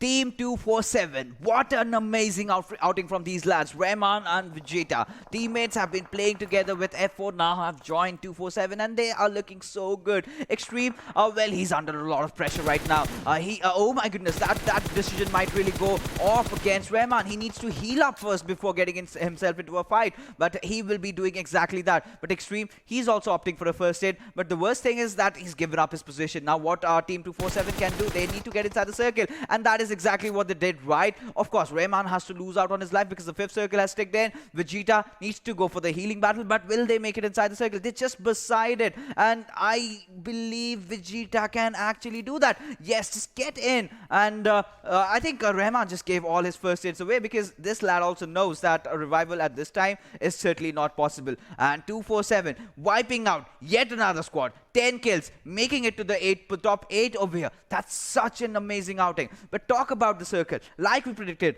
Team T2K, they went in there before the players of Team PAINxELMT, and now this is gonna pay off to them. They can either choose to, you know, kind of edge cam the players, because now they do not have enough movement space. PAINxELMT has to go right on the face of the players of T2K, and if they have a good position, they'll just take them down. Tyrant took one down. That was amazing by Tyrant, as he just he just took one player amazingly. That player was jumping, trying to get inside the water areas, and he could not. I mean, when he did, he was just knocked out. 247 on the other side gets eliminated. So that is the end of a really good gameplay from Team 247. But let's see what happens. Good grenades coming up, but now PAINxELMT, they have to change everything from the previous game. Previous game, 1 player survived. Now all of them want to, as they're moving forward. Though T2K's Frankie will not let them. Oh no! The grenade helped them take 1, but Playzone will be the one taking it. No, Babludani has been taken down on the other side, but T2K's Frankie goes down late, but still he did. Yes, he did. And I think that was a grenade that came out from the players. Yeah, and it took him down to like a very low HP. Yeah, almost around 10%. But Jimmy, he's the one, sending out, lobbing in all those bullets out over there. But how long? Because I believe T2K have almost figured him out. It's just a matter of a few seconds, and there you go. He falls down. And now, Team Bablu, they also stand strong. 2 players remaining, but 7 kills. That's a very decent outing from them. But the new circle is favoring no one. Well, Venom Legends can get there easily. Same goes for T2K. Well, equal opportunities for the players of Team Bablu. And INES's tier was surviving for so long. He went in for the heal battle, took his team all the way up to the 5th position. But that is where he gets eliminated at. Yeah, and now we have 4 teams on the 6th circle. No one's inside the zone as of now. T2K is trying to move in. ASCs and all might have a proper chance to just get inside the zone. As you can see, here's an open area. Team Bablu as well. Venom Legends, this time they'll be looking good as Team Bablu falls down by Venom Legends. Again, these 2 teams, just trying to combine with each other, trying to take those fights. But now Venom Legends has also been spotted. But no, T2K Zod was spotted on the other side as he is trying to go for the rotations. But Arnold, what's he going to do from ASE? Like Assiduous Esports, their first game not so good. This game is where they are coming. We'll have to see how many kills do they have. But as of now, T2K, this team also has 3 kills for its bank. Let's see if they can increase it. Yeah, absolutely. Now we just have 3 teams remaining, and well, Shanul, he's gonna have a very, very tough time getting inside the circle, provided that the 6th circle is taking a lot of damage. I just hope his position has not been compromised. But talk about train to kill. They've got a very good high ground advantage. If it's kind of a fair fight between Venom Legends and T2K, T2K will certainly have that advantage, and that is exactly what they're capitalizing on. Zod spotting out the players of Venom Legends, and that smoke will be the saving grace. And that is why, we say carry a lot of smokes, because it might save your life in the final circle. 3 versus 1 is the situation, and it might also fake out. Look at this. They are just trying to spot players in the areas of smoke, but no. ASE Zanal might be just taking players down. He is looking good for the covers. Oh, almost surviving for himself. Now will be changing on to a Vector. Does not do enough. Now it's a 3 versus 3 situation, but the players are on low health. A bit low health, not onto the lowest of the health, as they are down to 75 or 70% of their HPs. But Team Venom Legends, they are looking for a good chicken if they can go for it. T2K, once again, trying to look for their consistent run, just like the first day is what they are trying to go for it. A 3 versus 3 situation. Let's see what happens, as those smokes are kind of fooling both the sides, as they have to move inside those smokes just to get a good cover. That rock looks like a really good rock, a really good potential cover for themselves. But let's see which team reaches there first. I would say Nobita has a very good area, but now that area will be compromised by that smoke, and that's where Team Venom Legends might just chime in. Yeah, of course. But right now, what I would really expect the players of T2K to do is to try to create more openings.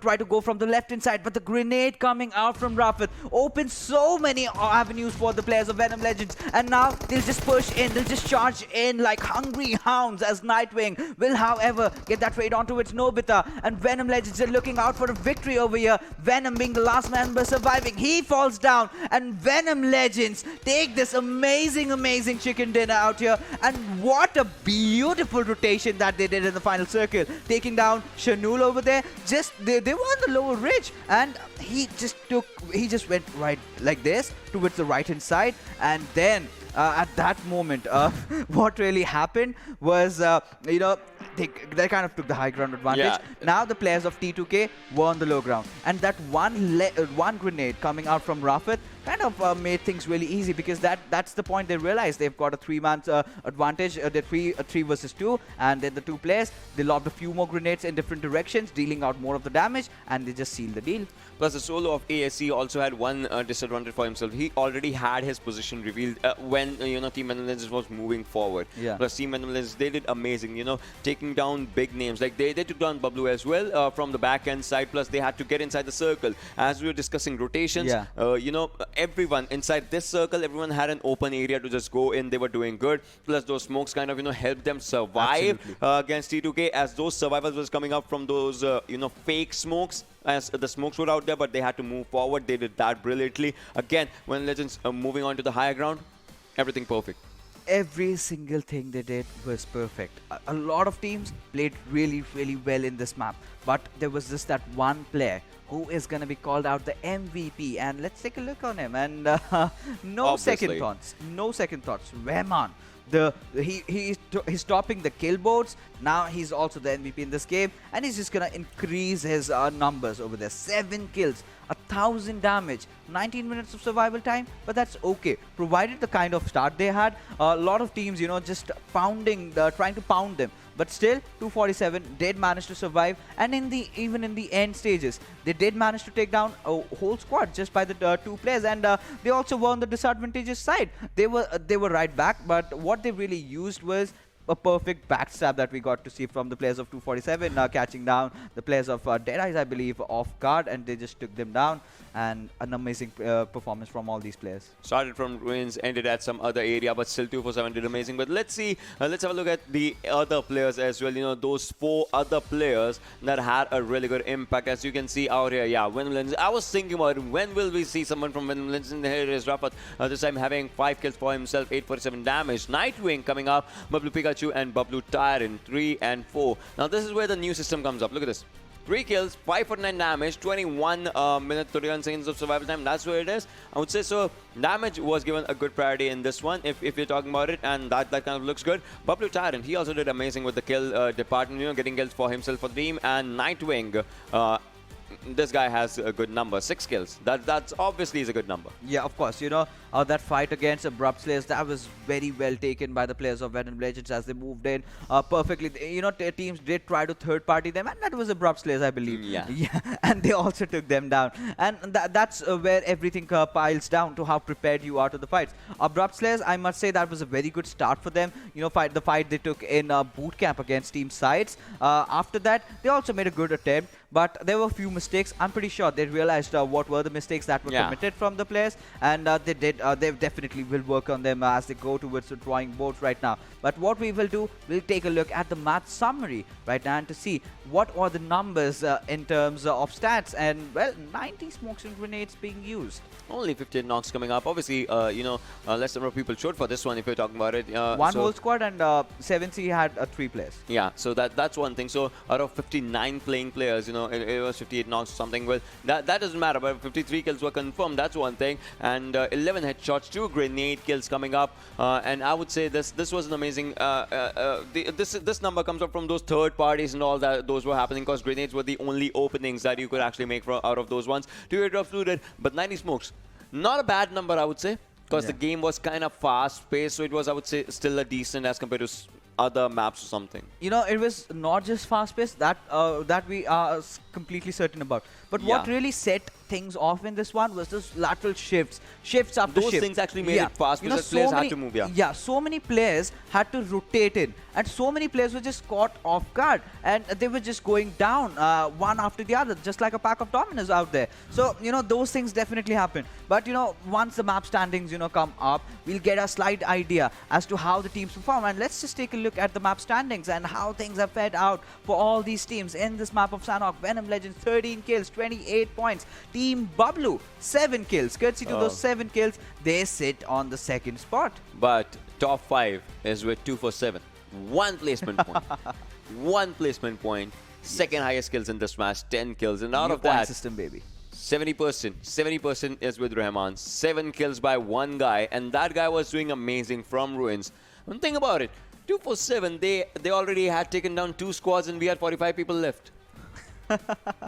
Yes, Just absolutely. those baits. And even 7Cs did chime in. One of their players were also taken down. I think it was Khan who was taken out. Had Khan been there, maybe we could have seen a different outing out there. But now going to the bottom half, the woes of DRS Gaming kind of continue right now alongside Team ElementriX, Count P and crew in, alongside SCYTES. So PAINxELMT, they could have done things in a better way, because if you remember, when during the final circles, they were in there.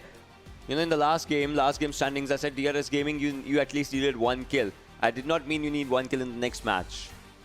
That's one thing. See, because it just comes down. The day started, before the first match happened, they were top position. First game, second game, now they are gonna go fall much more down. Even if you have a 1 kill game or something, we'll see that in the overall standings as well, where DRS Gaming is, because they started their journey pretty good and now they are at the 3rd position. Yes. And 2 for 7 entries, man, that's really close. Yes, they take the top spot, and now hammering every squad down.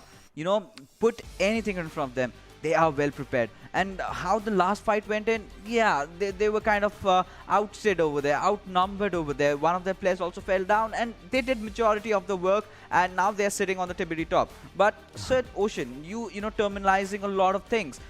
We need to call it, we need to have some kind of a name over here for those 3 chicken dinner curse. So there is this thing happening. DRS Gaming, after getting those 3 chicken dinners, they're just falling back. And I think since yesterday, they had this much points after like the 4th game. And now that 2 games have passed by, they just have 2 more extra points. That's totally true. And after this, we were talking about it, one group is going to go out as well. Right? They're not going to play the remaining games and all those things. So that also creates a lot of difference. P and Crew on the other side, you can see, is out there with 8 games, but they are pretty down sides. They did not play the last game, I would say. They have 16 placement points. They're on the 16 point, if we're talking about it, 24 placement points and 21 kills for themselves. And Assiduous Esports, this team has played highest number of matches. Yeah. And this team is on 11th right now. With that, I would say they'll have to see if they can get in top 10, because they'll be at rest now. So that those things kind of just can change quite a lot of things. Yeah, absolutely. We are done with the games of B, C, D, E. We'll further be going off with a different group coming up. But one thing for certain, PAINxELMT, they started off well. That one player, Rohan, in Erangel did a phenomenal job for his team. Now they've kind of faltered out. I believe that there was an ample opportunity for them to capitalize. They could have easily taken down the players of T2K had they been there earlier, but that they did not do, and they were punished. But right now, we'll be heading out for a short little break, and on the other side, we'll have the action coming in from the frozen tundras of Vikendi.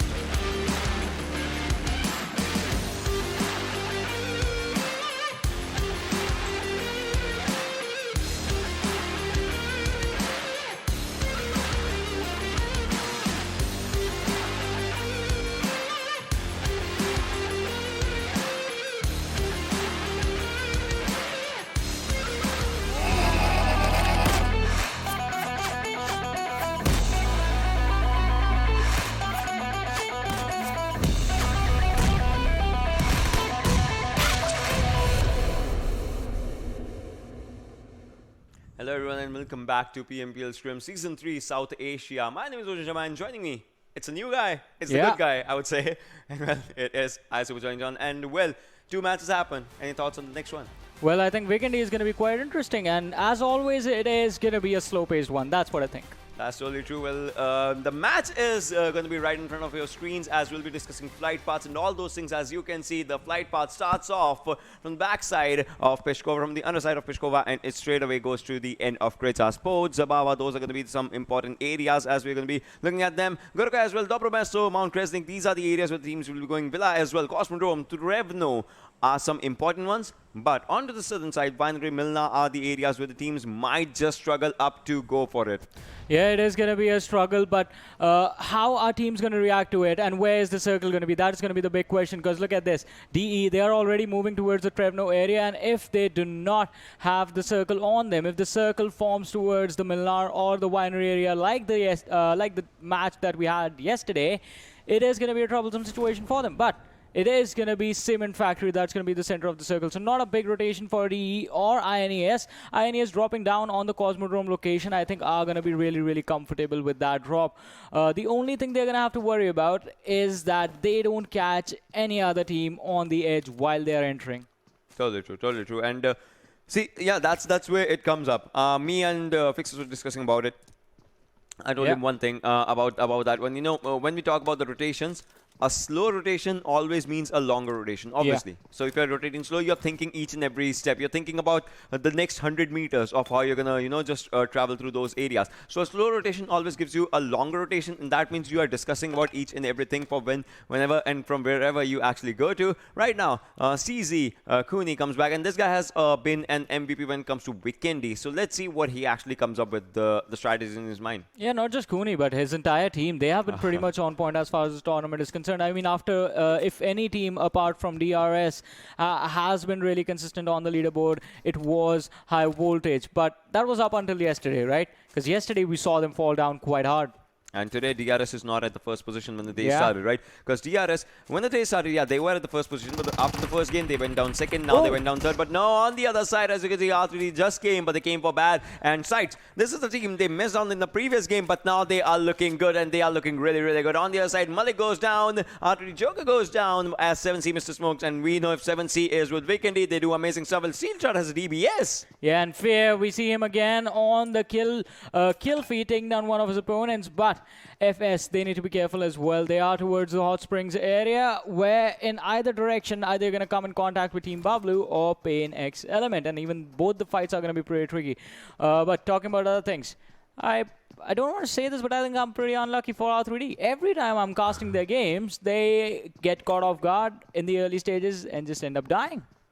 Yeah, well, I wouldn't say unlucky. I would say it's probably some sort of meta that you have with the team or something. The Johnny meta. The Johnny meta. well, if we're talking about something, DRS Gaming. Yeah. Since yesterday's second last game, a bad game, Zero, today's first 1 game. point, yeah. And today, 0-1 point. First game and second game. And since now from the third game, the group is not playing. I mean, that's unlucky, right? We were talking, you and I were talking about this, that the team plays on extremes, and that's not going to work out good for anyone. Yeah. I mean, sure, your team is going to be I able love one to... thing. Yeah. Cooney jumped twice. He could not just go out of that window. So next time he just, swaps out of it. That was amazing. Yeah, so as I was saying, apart from the mechanical misplays from Cooney, talking about DRS Gaming, it doesn't work out for you just being really amazing in one match and then messing up 2 games right after. Yeah. It's literally, as the saying goes, 1 step forward, 2 steps back. You're not going anywhere if you walk like that. That was a song, I think. Yeah, I was in my mind. That was actually a song. But well, let's see what song Pio has. It's true. It's true. If you perform really well in one game, and then in the next 2 games, you're going to get 0 and 1 points.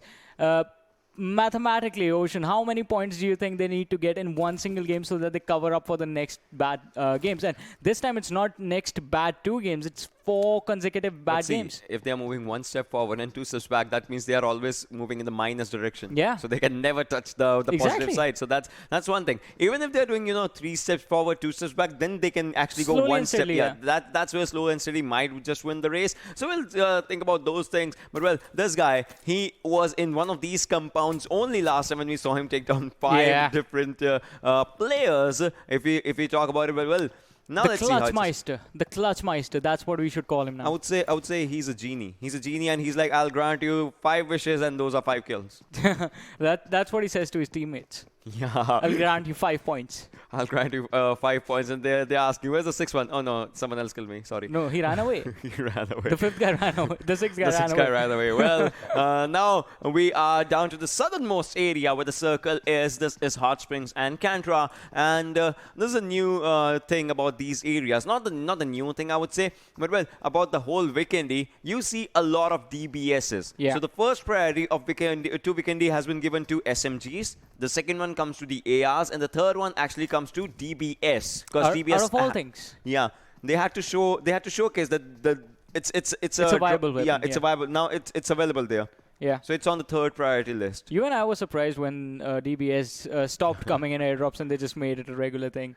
You could just find it everywhere. People still wouldn't use it, but Vikendi, it makes sense, right? Even no matter how bad we talked about the weapon, you and I always used to agree on one thing. Close ranges, that gun is going to be a viable weapon. And Vikendi is all about those mid to close range fights. You hardly get to a long range engagement just because of how slow the map is. By the time you're actually getting into team fights, it's already the 6th circle. There are too many people quite close together, and having a shotgun in your hand is just going to be an advantage. 1 pop to the head, you are going to take 1 down. Yeah, 1 pop to the head, you actually take 1 down. And I don't know, I would say, obviously, DBS. So me and Fixers were having discussion as well about DBS, So 1 good pop to the head, but you need to use it wisely, because those 9 pellets, you shoot 1 at the head, but all 9 pellets just rush away from the other side. Yeah, they spread, and that spread is gonna be bad for you. But on the other side, as just like you can see, G36 is a good weapon. It is Vikendi specific, and as you can see, Tamim was taken down by Bablu Dani by this weapon only. I called it, man. I called it. FS, they need to be careful, because so this time it was Bablu who were moving, and FS, little by little, they were closing towards Bablu direction as well. Yeah. But had they gone to the other side, it would have been PAINxELMT. These guys would have had to fight, and that would have been a cross-river fight. So that would have been more tougher than this. Even though they lose out on 1 player in this one, not enough to put the squad of FS in trouble. Still, the early stages, if you survive, you can get those placement points. But look at this interesting thing. Bablu in this matchup are just with a 3-man squad. Yeah, they are with a 3-man squad, and that, I would say, might just change the pace of the game. I mean, if they are getting the kills, they are getting the kills. You can see 1 kill in their frame, as it's still 57 people alive. Count them out. It's still 54 people alive, and that's where it is. But still, they are finding one thing, and that's a good compound for them to hold, for them to, just safeguard their, park their vehicles, and for them to see other areas once the rotation starts, because the first circle is closing in. The teams that are outside the first circle, one's going to be SCYTES. As you can see, it's outside the first circle, and ElementriX as well. ElementriX lands in Dobromesto, and that's where they are right now. They still haven't moved, and the fight that's happening of Venom Legends, they are also outside the circle, and Venom Legends would not want to lose this fight because they were the winners of the previous game. Yeah, definitely. Venom Legends, since yesterday, since they started playing, they've stepped up the pace immensely. But ASTE Morte, he goes for the shots. Oh no, A1 Esports, Strikeout being taken down on the other side. They are taking a fight against the players of JyanMaara. Gunna is going to be finished off, but ASTE against Venom Legends, Nightwing on the other side being taken down. And this, 2 fights happening in 2 different locations are going to decide who is going to be taken out. In the meanwhile, I think we have a name on the first exit, and it's going to be R3D Esports taking the first elimination. JyanMaara, the player on the rooftop, it is Amer, gets spotted out, and in an instant, they just wipe out the entire team of A1 Esports. They take an exit on the 15th position. They did. Well, this just means one thing, right? Those 0-0 points coming up, and alongside, obviously, you get your kill points if you have any. But well, if you're talking about these things, Blade as well. So Team Venom. I don't know what just happened with this team. I mean, this was like a winner's team in the previous game, but now let's see what INES is doing, as Entry is blocking all the entry blockages for T2K's players, and T2K also had a decent game in the previous ones. Now let's see how they just rush up with it. Entry is going with Thompson in his hands, now switching on to the Molotovs. Let's see if Molly just goes for a good one, as it does a spread damage, but for how long? And that's wrong Molly, because no one's out there, nobody's home. INES versus T2K still carries on. Molotovs are, man, indoor utilities. You need to throw them when the players are indoors to choke them out or flush them out or out of their cover.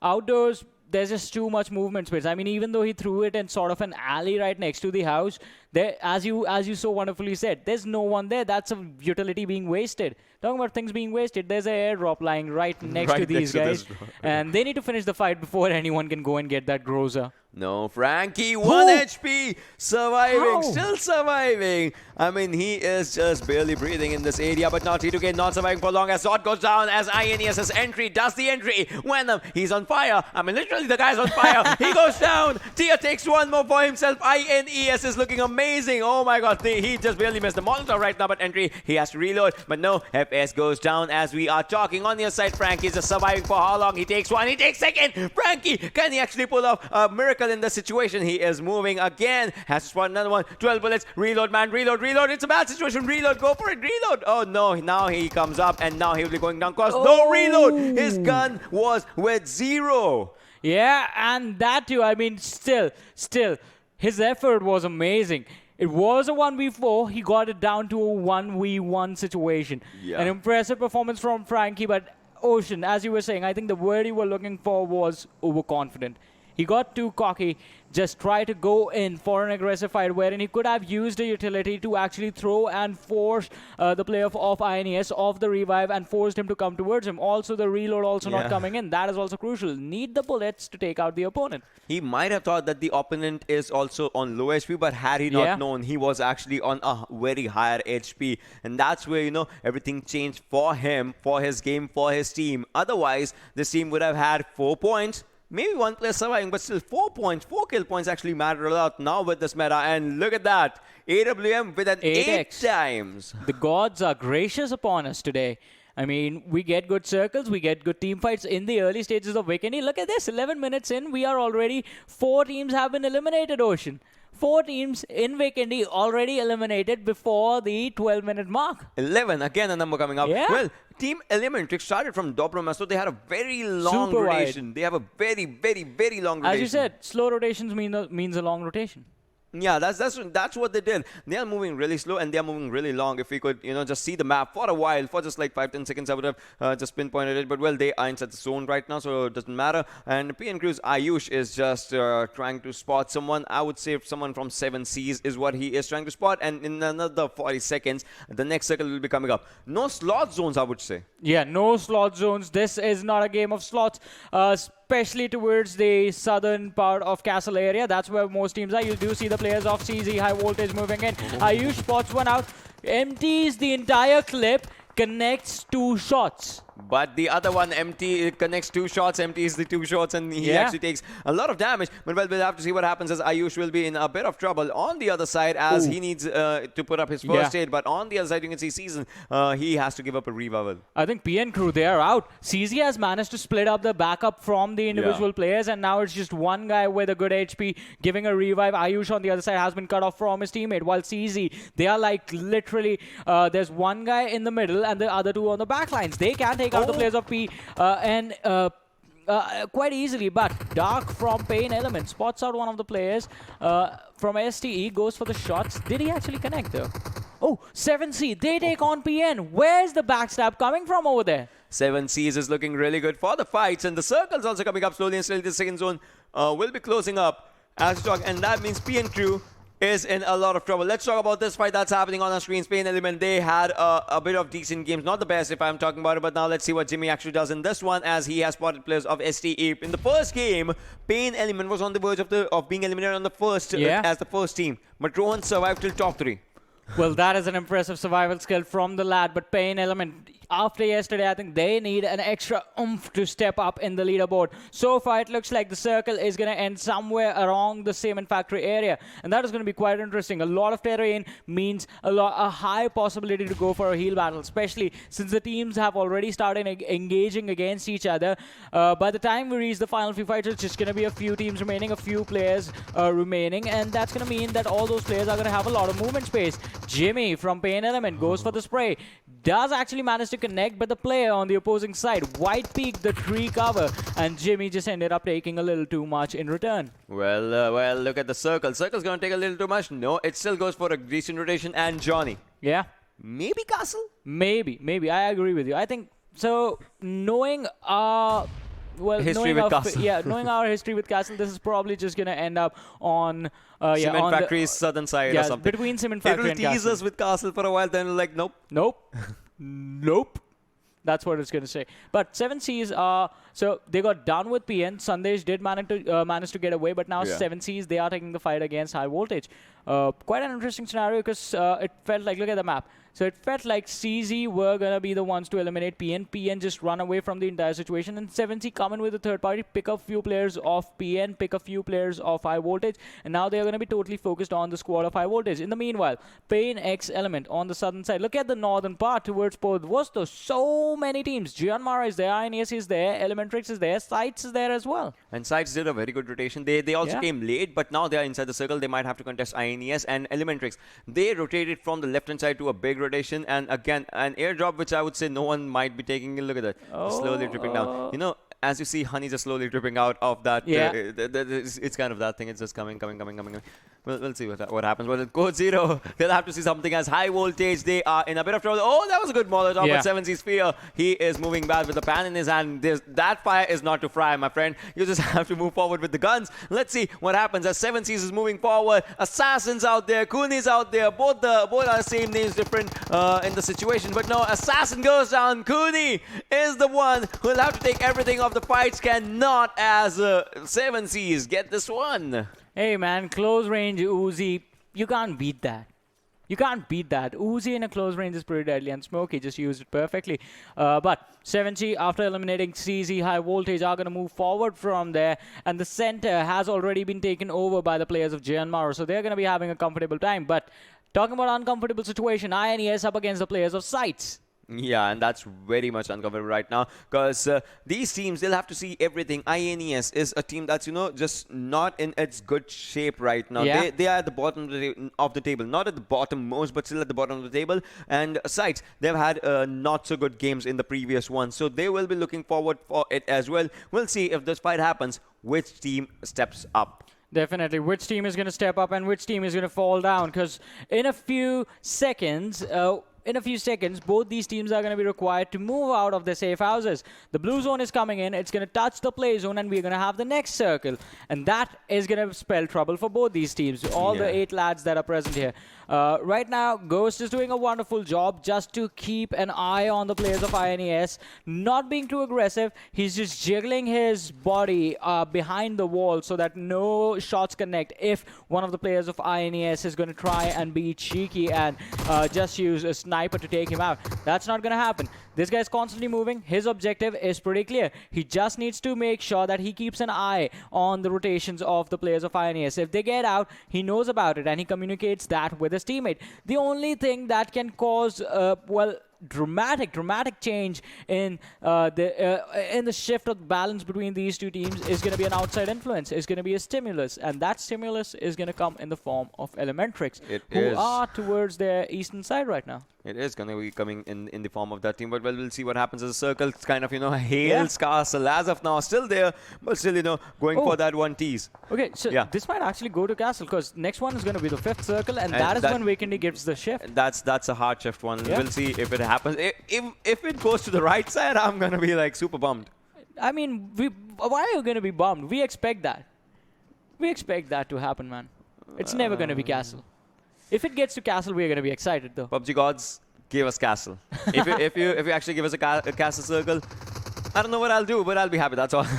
We'll see what happens. INES Yashiro just, moving along with his teammates as the teammates are bringing those vehicles ready, getting them charged up just to get inside the zone. As in less than 10 seconds, the circle is gonna shift. Ooh, again, it's gonna start moving. The blue zone is gonna start closing in, and we're gonna see where the circle is gonna lead the players. Right now, everyone is going and making their rotation. SCYTES have actually managed to get away quite easily, but here comes the 4th airdrop with the demon with 2 faces, the MK14 coming with the 8X and the level 3 kit, and this is coming in at a really good location. It's coming in right outside of Castle at the point on the water where it touches the cement factory side of the island. We still have a hope of Castle, yeah, right? There's still hope. Even if we don't get a Castle circle, I'll be happy if we get a water circle in Vikendi. Just think about that as well.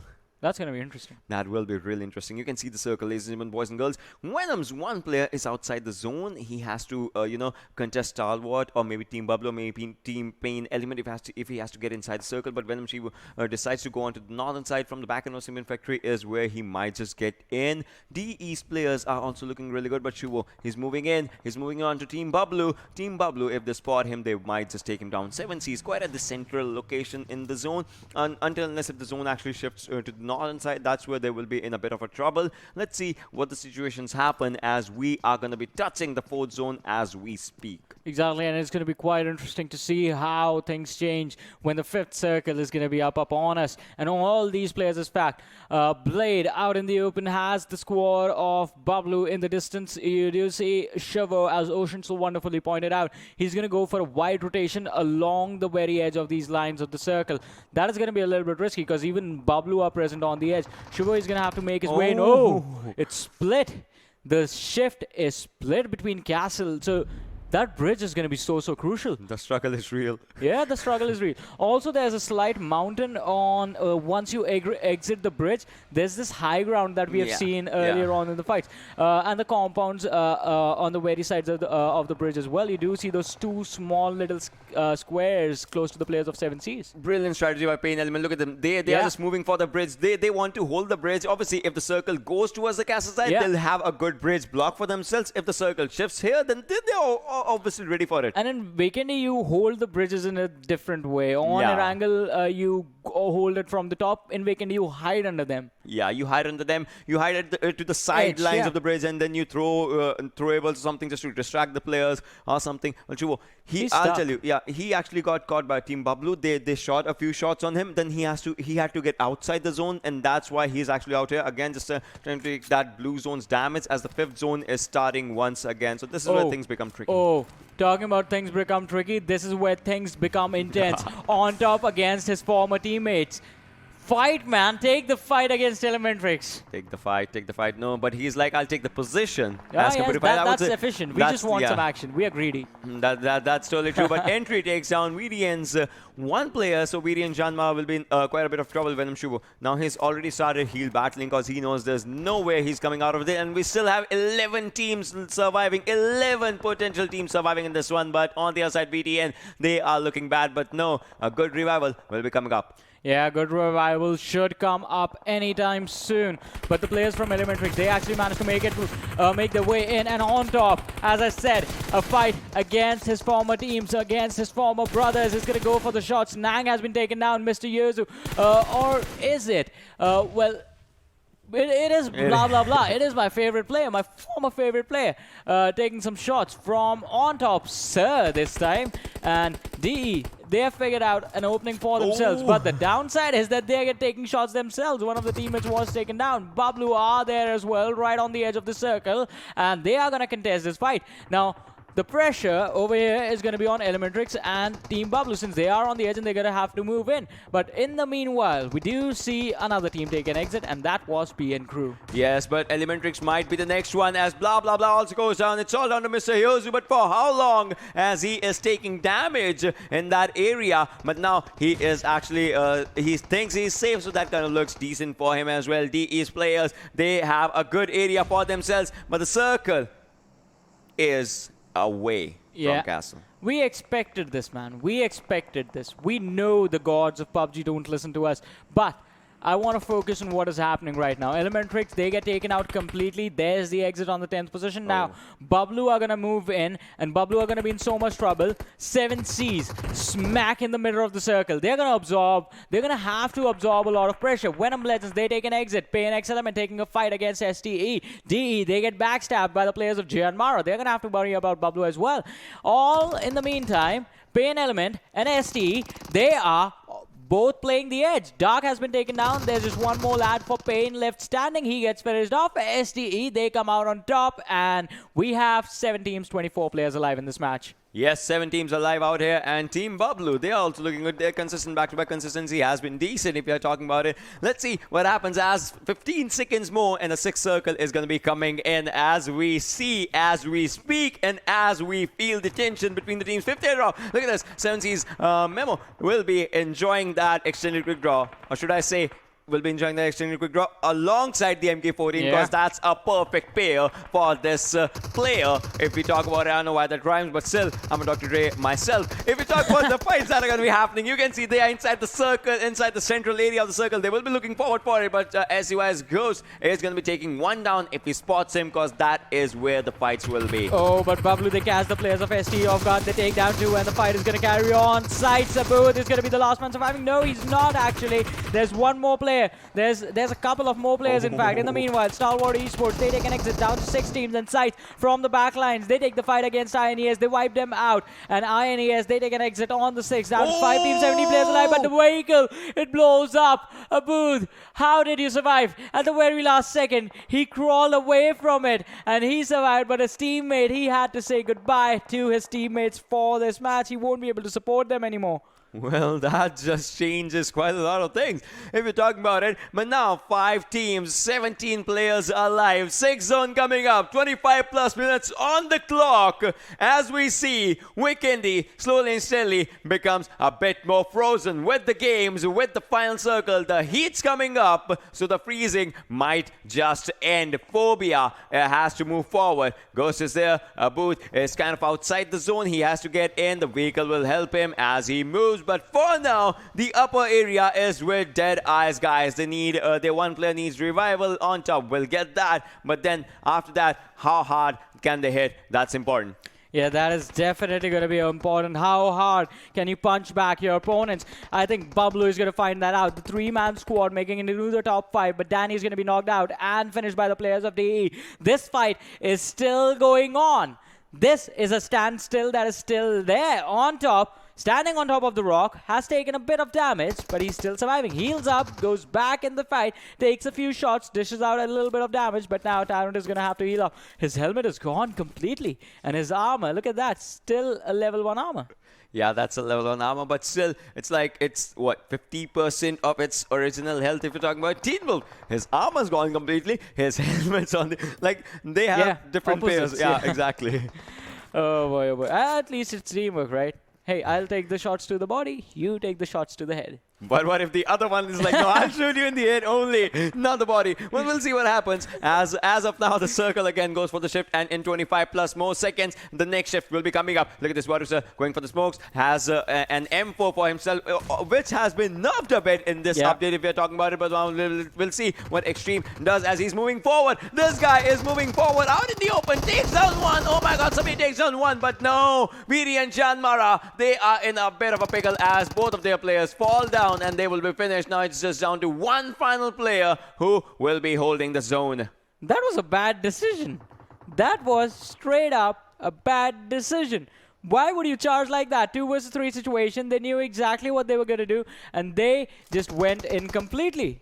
Well, there's an airdrop. I don't know. We can't just show you guys. It's coming outside the blue zone. So many meters outside the blue zone. But we'll talk about those things later. 5 teams, 14 players alive. And as of now, VTN's one final player is surviving. 7C's Mr. Smoke takes down one from Bablu Teen Wolf. As Bablu Teen Wolf bites the dust, he will be finishing him. That was amazing as Team Bablu gets eliminated on 5th position. 12 players alive. The fights have just begun. Okay, 7C's or DE. One of these two teams is going to take this one. Both the teams have a really good position inside the circle right now, and they have all 4 players alive for them. This one fight is going to decide who's going to get the chicken dinner in this match, as Memo is going to Molotov the house, goes out, peeks for the shots, but the crosshair placement is going to be a little bit off, and the players from DE are going to be able to survive. But Memo, he has another teammate right behind him. They have Molotov both the sides of that house. That leaves just one exit for the players of DE. Well, in fact, 2 exits in that house for the players of DE.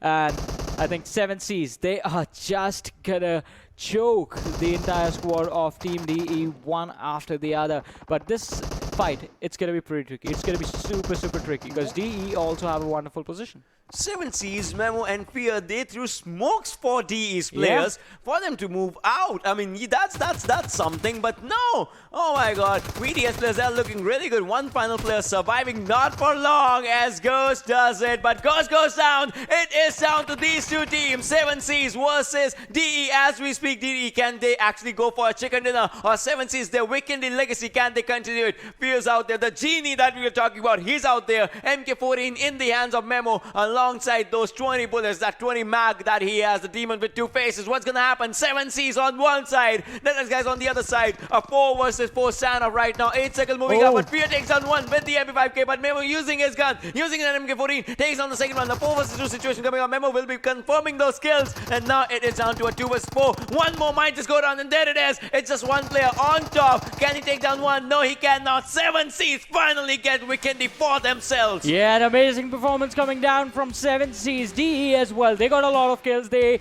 had an amazing positioning in every single team fight. But you know what the mistake was? On top wasn't on top.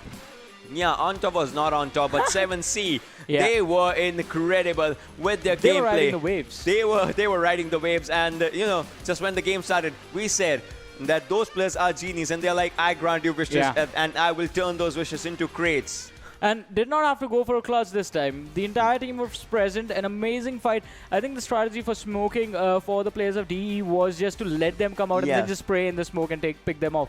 They did get one knock off of that as well. What I was hoping was you smoke them first, and they'll be like, alright, so they are throwing smoke. Then you nade them. Yeah. Inside the smokes. Mind games, ladies and gentlemen, mind games.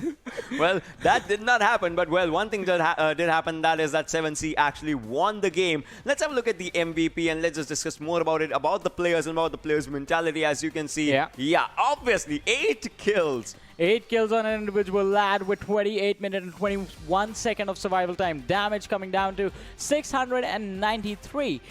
Distance covered 8.72 kilometers. So I think this is an amazing performance. I want to see how many kills did the rest of the players get if Smokey alone had 8. I don't know what V2 means. I would say it's version 2. Yeah. So Mr. Smokey is version 2 of Fear. And that's what he kind of showed out here.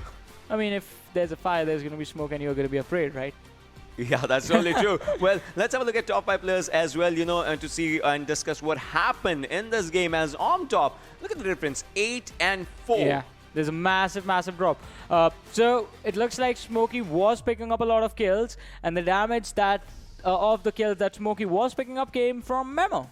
Yeah, 2 kills and 849 damage, and I would say this is where our calculations come up for the new system comes up, and that is what it is. Kills get 0.2 priority, while the other things, survival and damage get 0.4, 0.4 each, and that's the total calculation that comes up. And you cannot rule out Stalwart Morte, who had 3 kills, 861 damage for his own self, and JyanMaara VTN's Extreme, 3 kills, 697 damage. JyanMaara, I think I still have to criticize that decision of charging in onto the players of SCYTES, but I think with the match summary we're going to find out the utility usage and the conversion ratio of this game. So 55 kills in total, there were 68 knocks. Pretty good conversion ratio, 14 headshots, 135 smokes and nades, 1 airdrop looted, which we got to see in that final fight as well, the MK14, and 1 grenade kill. Well, 1 grenade kill. Not much of the grenades, I would say, were, popped up in this one. But, well, there was one thing that was obviously out there, 171 smokes and nades. And those extra ones in the final zones and all those things. Those were some good ones if we have to talk about. 1 airdrop, yeah, we discussed about that. 68 knocks and confirmation ratio was decent. Headshots were pretty good. And that's where, good damage stats just arrived for the players, for the MVPs, and for each and everything. Exactly, and damage, those stats do help you out in the future. Getting those kills is going to be important as well. I want to see how things change out on the leaderboard, but before that, we have to look at the match standings as well, and those are going to be quite interesting. Because we know that Smokey from 7C, he had 8 kills. His teammate Memo had 2 kills. The other 2 lads had a couple more. 7C, 13 kills in total. 13 kills in total. I mean, both of the teams, if you're talking about it, DEADEYES guys, they did amazing. 7Cs, they did amazing. But SCYTES, they had an incredible feat as well. They did not play the last game, but now when they came forward, we were talking, me and Pixels were having a discussion about the champions mentality of Team SCYTES. Like, where is that? Is that missing? What's happening? And now this is where they come up. 19 points for themselves, 28 for 7Cs. That was an incredible performance. Team Bablu, again, consistent in top 5. But then there are a few names that are not here. I'm talking about the teams that are actually out there in the overalls. I'm talking about T2K SG, that is actually on 10th position. Venom Legends, that's on 9th position. So these teams quite a bit, faltered. Yeah, they faltered. A1 Esports as well. ElementriX, let's talk about the big names. ElementriX, CZxHIGHVOLTAGE, R3D Esports.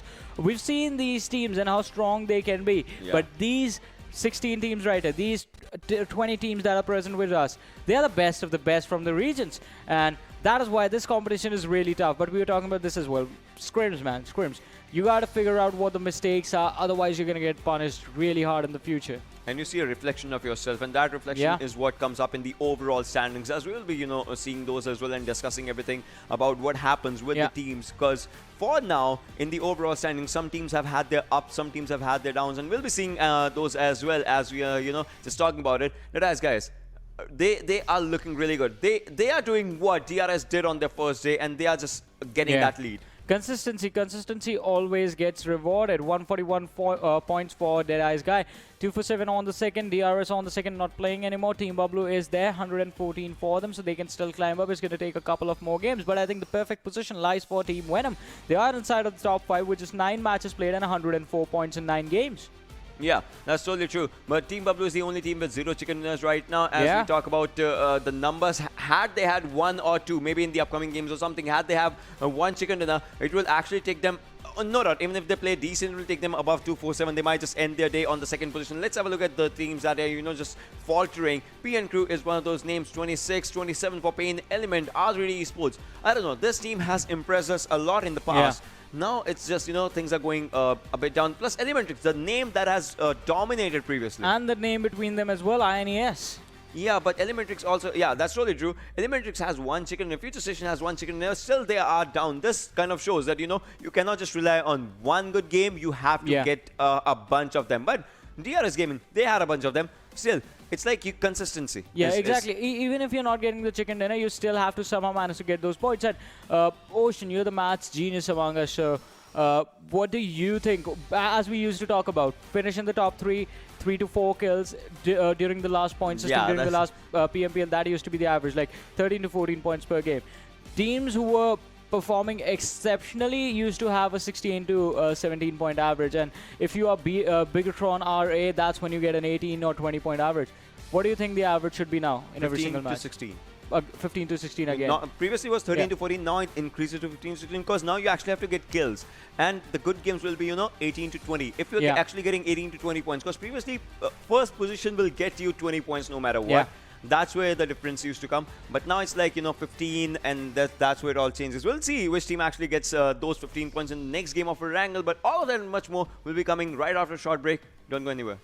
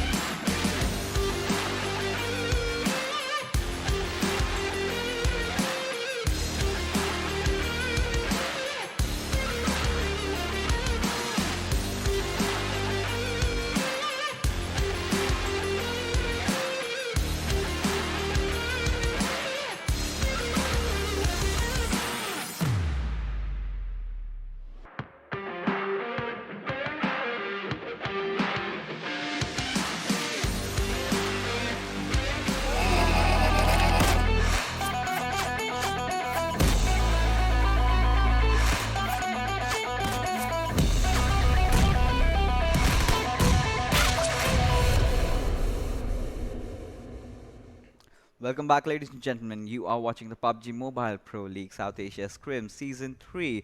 And, we did see those 3 games pan out, and now we will be heading on towards Erangel. And, anything can certainly happen. But before we head in, any speculation that you want to make? I think I don't want to make speculation. I just want to jump into the game because it is live right now and the trajectory of the plane is going to be in front of us. It starts from the military base and goes all the way towards the Georgopol city. So the trajectory is majorly towards the southern side of the map and the eastern side as well. The western and northern parts, places like Yasnaya, places like Stalbus, Severny, they are going to be quite hard to reach. So I think the furthest you can go is going to be towards Rozhok, which is going to be, somewhat contested if a team that's heading towards Yasnaya decides to drop there for their early loot. Yeah, absolutely. But this time around, we have some new set of teams coming in. We'll have to say goodbye to DRS for right now because they've played most of the matches. They'll be sitting this one out alongside a few other teams. But as we can see, Team T2K, they drop off at the military base. Talk about Yasnaya Poliana, we did used to have 247, but now they are also going to be sitting out.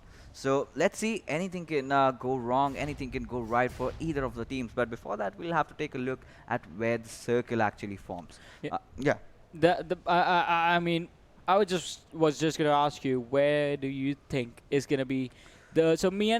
So I'll give you a backstory, right? Yeah. Me and Ocean, for a long time, have been pointing out places that are highly, highly underrated. We already do have a circle, like, highly underrated. For example, Primorsk, hardly any team goes over there, right? But when teams do, they have a comparatively easier early game stage. Zarki is going to be one of those places. Severity is going to be one of those places. Kamishki. What according to you would be one of those highly underutilized, underrated drop locations where if a team drops early game, easy you can get through? Prison. Whoa, yeah. I'll tell you why. Because with V2.0, it's got a lot of new compounds, and same can be said for Milta Power as well.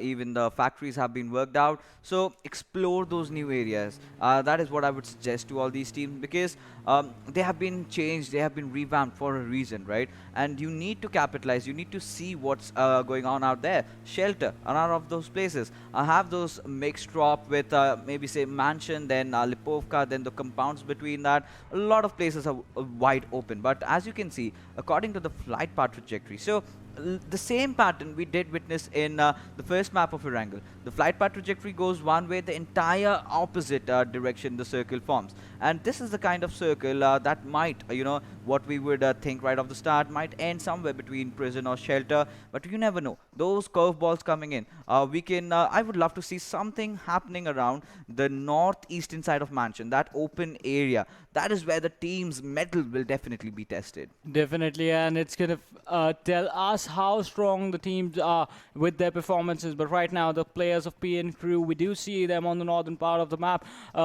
Around that broken, crashed plain area, and they are going to have a troublesome time in these early stages finding weapons on themselves. Good thing for them is going to be the fact that there's no one around them, so they're going to be able to reach the shooting range, and then if they want, they can travel towards the Severny area, look for the weapons, look for the utility, the armor, the helmet, all the good things that you need in this game, and then carry and move forward from there on out. But I think the cluster that's there towards the center, look at that. Rozok has the players of DE. Then there's CZ present quite close to them as well. Pochinki and School have been taken over.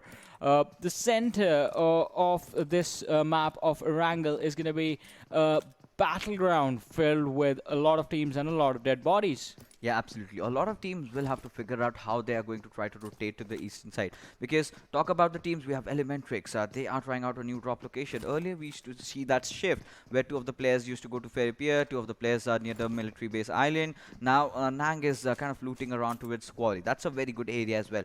INES, they've spread across. And that's a quite similar rotation that I've seen in the previous teams already doing. But now, we might get to see a bit of a kerfuffle between the players of Team VTNxJyanMaara and Team Freestyle over there. FutureStation, in fact, over there. And Team Stalwarts, if we talk about them, they have also opted for a very, very, unique rotation. All the players going all the way as far as Kameshki. One of the players is in Stalber. One of the players is just below Stalber. And another alongside, those certain compounds below Kameshki. Yeah, and well, this is what I was saying. That's a highly underutilized drop location. No one is on the eastern side of the map right now, and that is going to result in Stalwart having a really comfortable early game stage where they can take as much time as they want to loot and figure out where they want to go and where they want to position themselves in the future. But talking about other things, as you pointed out, JyanMaara and FutureStation on the same side of the map. North side of that Georgia Pool City, the northern Georgia Pool City, is where Team Bablu have gone. Like always, like history has so many times showed us, that is going to be the home for Team Bablu. They don't care who goes there. They are just going to drop to their drop location and move out from there. But the first blue zone is coming in slowly and steadily, and we do see the teams go in for that early location. Also, there's going to be a possibility that this circle is going to be ending towards the prison and shelter area. Yeah, absolutely. What other things that I can expect from this map if it takes a southeastern shift? Maybe a Milta Power Circle, maybe somewhere just to the western side, maybe the Milta Power Factory, in fact. That could be really amazing. But now we can see the players of PAINxELMT trying to drive their vehicle inside this warehouse, this big warehouse that we have. And this used to be one of those favorite spots where, Team Freestyle, which is currently known as Team Stalwarts, is, they love to play around this area. The compound just beside it was kind of iconic with what they did in the World League. But as, things are right now, Code Zero, High Voltage have come in, finally joining the battle this time around. And let's see, this is the first map of today's evening, and we'll have to see how they perform in this one. Definitely. We're going to find out how they are going to perform and how the rest of the teams are going to perform as well. High Voltage did not have a fun time in the last one, even though they were picking up fights constantly. They were being pressured a lot. And the team that was pressuring them and the team that picked them off as well is quite close to them. It's the players of DE right next to them. Well, to be more specific, on the northern side of High Voltage. But talking about things on the military island, T2K, they were on the military island and they have finally crossed the bridge and moved over to the main island side. Yeah, absolutely. And Team 7C, I believe they did have a very, very good game in Vikendi getting that chicken. But Anubis taking down Razoo. Again, the woes of Team Sites really continues. And he's being found really off guard. Abut, he'll be making a run for his life. And he'll safely get away. But Razoo, he'll be finished off over here. And this still is very, very worrisome for Team Sites. Yeah, it is going to be a worrisome situation. Just the three-man roster left in this game right now are going to have to rotate. And I think it was quite unfortunate that the players were split up, and that's exactly when the players of R3D caught up to them and started picking them off. Razoo being picked off over there is going to be an unfortunate incident, but you've got to learn how to adapt to the situation. If 4 players are what you start with, and all of an instant you lose out on one of your teammates, the other 3 players need to immediately group up, find a location to hide, and then just keep their heads down for as long as they can. Yeah, absolutely. And Team R3D, they are taking their own happy time to loot whatever is left of that fallen player out there, scavenging every single thing that they want from his loot box. But with that being said, Code Zero, they've managed to take the central area. Still, we are still yet to see even a single team taking those eastern side areas. None of them have even capitalized onto its prison. The first circle is closing and a lot of teams are making their rotation inside. INES kind of on the back foot. They have to traverse a lot of ways around to this map. But we can see some kind of fight emerging between Team ElementriX and Team T2K, as if ElementriX decides to take that fight, they certainly can. But with that being said, the first airdrop comes in. M249 is what it contains, but Season, grenading himself out. That's quite some choice. Yeah, that's a quite choice, man. He did not want to take his opponent out, and he got worried as to where he was supposed to throw that explosive, and he was like, all right, I'll take the hit. I'll be the hero this time. But apart from the fun things, I think the revive is going to come in on, and his teammates are going to be pretty upset. Why did he waste that utility? It was so precious. Could have utilized that in a better position. But we were talking about Shelter being underutilized. There are 4 teams that are heading towards that location. 2 are already there, 2 are coming in, and more teams are pouring in towards the center of the circle. So it feels like all of a sudden, in an instant, everyone has decided that the priority in this match on Erangel is going to be Shelter. Yes, of course. Shelter, but we've seen a lot of history in Shelter, players kind of trying to block the entrance and then just blow up the vehicles. Then some other team kind of third parties them. A lot of storyline happens, and this is quite an eventful place. And imagine the circle kind of ending inside Shelter. And there will be a few teams up above. There might just be that one team down below.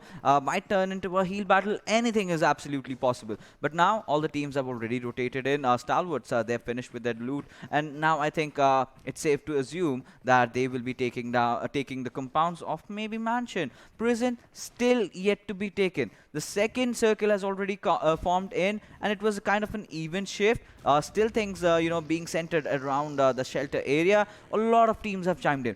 Now the possibilities open up. Now either we can see a lot of fights happening, or it can just be a stalemate till the next circle really forms. Definitely, and that's going to be quite an unfortunate situation. The stalemate rising in this area. I think gods of PUBG are making up for what happened on Vikendi. They did not intend for the matchup on Vikendi to be that aggressive, but 7C is just bringing in some form of action, taking down one of the players from the side of High Voltage. And they don't have much cover. They are literally fighting out in the open, just spotting out players, hiding inside those compounds and just shooting at them. These guys have all of a sudden become really aggressive. This is not the 7C that we saw during the PMCO. This is a different team. Yeah, absolutely. Literally, well, yeah, literally. This is a different team. But Hungry Box and Fear, like I mentioned earlier, they are still there. But with the way they started off the scrims this time around, they were looking very shaky. But I must say, they find themselves back in. They find themselves, getting those pickoffs, getting those kills, eventually getting that chicken dinner. And this is exactly what they needed. Every single time you come into play, you do something that you make yourself feel that you have improved. Some certain areas that you were lacking in, you improvise on them, and that's where it'll help you in the long run when the real league goes on. But now the second airdrop comes in, and now it contains a Groza alongside an 8-time scope, a scope that used to be really popular, but as the days went by, teams love the 6 times more than the 8 times. Well, definitely. I mean, you can use it on those snipers. You can put it off on your rifles as well.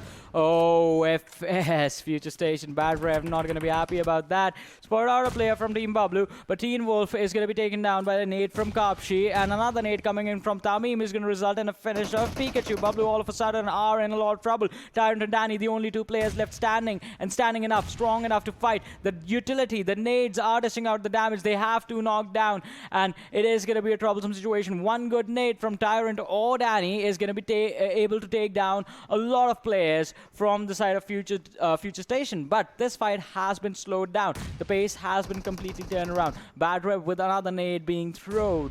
Let's see who is going to be the initial aggressor. The nade being cooked. He is trying to position himself so that as soon as he peeks out, the nade hits its target, but he needs to be careful. If he overdoes it, he's going to be in trouble. But Tyrant takes a Molotov. He's burning alive. He has been pushed out of position, goes for the shots to try and stop the rush coming in from the opponent. Danny in the backlines has to provide some cover fire for his teammates, but no, Danny's going to be dropped down low, and I think Bablu, they are done in this one. This fight is going to be taken by the players of FutureStation, and Bablu is not going to be able to do anything about it. The shares are going to be climbed, and Danny is not going to be able to stop them, and he gets finished off. Bablu are going to be the first team to be eliminated in this fight. That was a clean sweep. That was fast. That was quick. That was precise. That was clinical from FutureStation. Right from the first knock that they got onto its Pikachu, they just pushed in. And this is exactly what we wanted to see from these teams. Conviction. You want that spot? Just take it. Fight for it, at least try. And they tried and they succeeded. And well, with the way they did that, there was one point when Danny's grenade came in and took one of the players of FutureStation down, but it was kind of too late. At that time, it was kind of a 3v2 situation. Teen Wolf was inside that small compounds. A lot of speculations can be made as to why Teen Wolf went into that very small compound with a whole squad charging in on towards him. It was the nade that took him down. And Teen Wolf, his position was also compromised. He should have just gone in with his teammates, or maybe could have just played behind the red house over there. But it's all right. Bablu, they were completely outplayed, and as a result of which, FutureStation have taken that very, very crucial compound. But now the shift comes in. It takes a shift towards the southwestern side, goes all the way towards the farm area. Team ElementriX, they are looking really promising with a very, very good position. We'll just have to see how they hold on. Exactly, how they hold on is going to decide whether they're going to survive or not. But FutureStation, after one good fight, they're going to be in some trouble as the players of Venom have spotted them out. And Venom Legends, they take down one and they just fall back immediately. Yes, absolutely. Now, well, we can see some fight happening out there, and Rohan taking that grenade right on his face. Rated, sir. Amazing, amazing entry out there, spotting him out. The Buggy kind of giving away his position. Now, Team PAINxELMT, they are in a bit of a trouble. The Team DEADEYES do exactly know where they are, and they are also taking a fight elsewhere. But Rated, again, going after Dark, and now this is the calling that they needed. They know that they've got 2 players down, 2 more remain. But they might want to get themselves inside the circle, might not want to kind of overextend, but Rated certainly looks like he wants to put up a fight over here.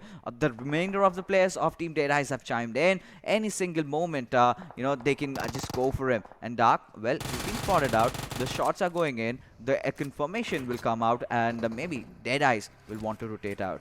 Definitely, they do want to get out of the situation. They haven't spotted out, plus the blue zone is going to come in the next 30 seconds, and they have to make their way in towards the circle. Talking about the circle, ElementriX smack in the middle of this, out in the open. They are going to have to be careful. This circle, this area, is going to require a lot of smokes to be present on the players. Oh, look at that. If you see the minimap, do you see one of the players from the squad of DE moving in all alone? That's Shifu, sir. His teammates are really far away from him. He's going to have no backup if he gets caught off guard, and he's going to be dead. Yeah, absolutely. He might just die, but I think he's being the scout for his team over there, trying to find a perfect area. But right now, VTNxJyanMaara, they've got some unfriendly neighbors out there just beside them. Hungry Box being caught out over there, and he'll be, meeting his makers anytime, as Ghana will just want to confirm his kill. Meanwhile, Mr. Hyozu takes down Extreme from VTNxJyanMaara. Hungry Box goes down courtesy to Ghana. He's been blown off. He was knocked out. It was a kind of an end road for him over there. But Team 7Cs, somehow they're still managing to survive over there, dropping a few smokes here and there, and try to change their position, maybe get out of here. But what is going to follow them? That is the players of Team PAINxELMT. Might just come in any single moment, but the nade coming in from Ghana, taking down Smokey. Now this is a chance where Team VTNxJyanMaara must capitalize. Exactly. They need to capitalize right now. It's going to be 2 versus 4 situation, but no, Ghana is going to be caught up by the players of PAINxELMT. He's going to be taken down, and that spells trouble for the team. Ghana is on that highest side of the slope. It's going to be an uncomfortable position for him. 7Cs, they get a revive on Smokey. It's going to be a 3v4, but I think Pain is the element is the squad that's giving a lot of pain to the players of Jyanmara. Samir going for the revive on Ghana is gonna get it. Now they need to heal up. He needs to revive another one of his teammates on the other side who has been knocked down. So Jyanmara in a really bad spot, and his teammate, even though he went for a revive on Ghana, he took a few bullets and now he's out. Absolutely, and just as we can speak, 3 players are blown away. They're no more in the lobby. Samir feels lonely right now, and I do not know where does he go after this. He's got squads left, right and center. If he shoots the players of PAINxELMT, he might just get shot down by the players of Team ElementriX. He's got another different squad just beside him. That's Team 7C. Well, Team 7C Fear is in a very good position, can take a fight against the players of Team Stalwart. One good grenade coming out from this lad might secure 1 or 2 frags instantly for his team. Yeah, definitely. But I would like to disagree on one thing. I don't think Samir feels lonely. I mean, he's surrounded by a lot of people. Yes. You're not alone when you're surrounded by a lot of people. He's hostile right now. Yeah, he is behind enemy lines. Yes, not just behind, inside enemy lines. Call it whatever you may call. But now, this is the moment that we've been waiting for, the circle to shift. And, well, Team ElementriX holding on to that position that they have. The Visitor, the small shack, they are holding on to it all. Mr. Hyozu, he is kind of a bit too far from his teammate. I just hope blah blah blah can provide that perfect cover fire, but the remainder of the teams have to rotate in. With a lot of teams kind of pressing in, this is going to be a tough situation for Team ElementriX to actually go in for the defense, because the area that they have, the compounds that they have, they're just singular over there. One good grenade, if a team wants to commit to one area, Team ElementriX has basically done so. Yeah, but INES taking the fight against Venom Legends, and Venom Legends, they are going to be backstabbed by the players of DE as well, so they're going to be in a lot of trouble. Fear from the side of 7Cs. Oh, the nade is going to take down Malik, and Stalwart in an instant are going to be in a lot of trouble. The smoke is there, and that was a smoke that 7Cs threw to protect themselves, but they don't realize that the opponents have 2 players knocked down. Samir, he is still surviving. He's prone down on the ground, and the players of 7Cs just go away from in front of him, and they don't even spot him out. Samir is going to try and pick up a few kills for himself. The blue zone is coming in. He dished out the damage, but he did give away his location as well. So now it is going to be up to the opponents to somehow manage to capitalize on this. But Frankie from T2K gets up, spots out the player from R3D, goes for a shot, gets a knock, but now falls back since he has to be careful about the other lads inside of that squad house. Yeah, and the best part is the 5th circle has closed in. We still are surviving with 14 teams alive. R3D, they were facing some trouble. One of the players already been taken down. Team Train to kill has a very good position for themselves. Walker, well, he goes in for the spray, but somehow misses out, and Tier somehow will manage to survive. And Tier, what is he doing? Easier. He's been taken down right now. He can definitely get that kill confirmed for himself. But Walker, he might be in a bit of a trouble. The nade's going in on towards his house. And, well, Anubis also present over there. Now, Tier, his position has been compromised. One low toast grenade, and he might just get blown away as well. Yeah, exactly. He's going to get blown away, but before him, the player of 7Cs are going to be blown away. They get an exit from this game on the 12th position. We're down to 11 team. Oh, they got eliminated on the 13th. High Voltage were 12th. We're down to 11, 34 players alive. And I think in a little while, INES are going to be taken out as well. R3D Walker just securing a kill. His two teammates are knocked out. He's going to have to go for a revive, and that's why the smokes are being tossed to create some sort of a cover for them. And INES, T2K Zord has actually managed to catch the line of sight for them. One good shot, and he can take a knock. And a finish, in fact. Yes, absolutely. And there you go. Well, going in for the revive, that was certainly not a good decision in the favor of Team R3D. They need to make the calculations right. The 5th circle, that's not where you revive. Team trained to kill. They did have a good position up until now. Now they have to get inside the circle, and now they're in the low ground. INES, if they want, if they can hold on a bit longer, they certainly can spot the players of Team T2K with their pants down and maybe take a few shots at them, maybe get a few knocks, but it can be vice versa. On top, in the meanwhile, taking down Orochi, and Shoykot has been brought down by Detron, and Nightwing getting that knock onto its on top. A lot of trade-offs happening over here, a lot of third parties. It's completely being chaotic as still 9 teams remain over there. Zord getting that one knock onto its the players of Team SCYTES, and Phobia, he needs to get back on, but do they have enough time? What Zord is trying to do is trying to flat out their tires so that they do not make it inside the circle. Definitely, and if they do not, that is going to be a troublesome situation for them. But so far, Zord, I think, is just going to try and focus on his own team, on his own teammates, and how they plan on making it. So this circle is out in the open. Look at how many smokes are being tossed by everyone to create the cover, to create the moving space. R3D Walker as well, trying to find a way to get inside the circle. The circle has to be the first priority for everyone, but no, ElementriX, they want to take this fight against A1 Esports. Venom Legends, they get eliminated on the 8th position, down to 7 teams, 22 players in this match. Sunim, he has the barrel in his hands. The players of A1 Esports right in front of him, goes for the shots into the smoke, but is gonna miss Shoykot completely. On the other side, 6-9 from A1 Esports. The kill is gonna come in for the players of DE. Sunim steps up once again, takes a lot of damage in return though. Right now, Sonim, he's missed quite a few shots out there. He was spraying inside the smoke, but he just got outplayed over there. But blah, blah, blah, getting that knock onto it, Shoykot, but Dante will trade him off with an Uzi out there. Dante, but does not have enough time to go in for the revive.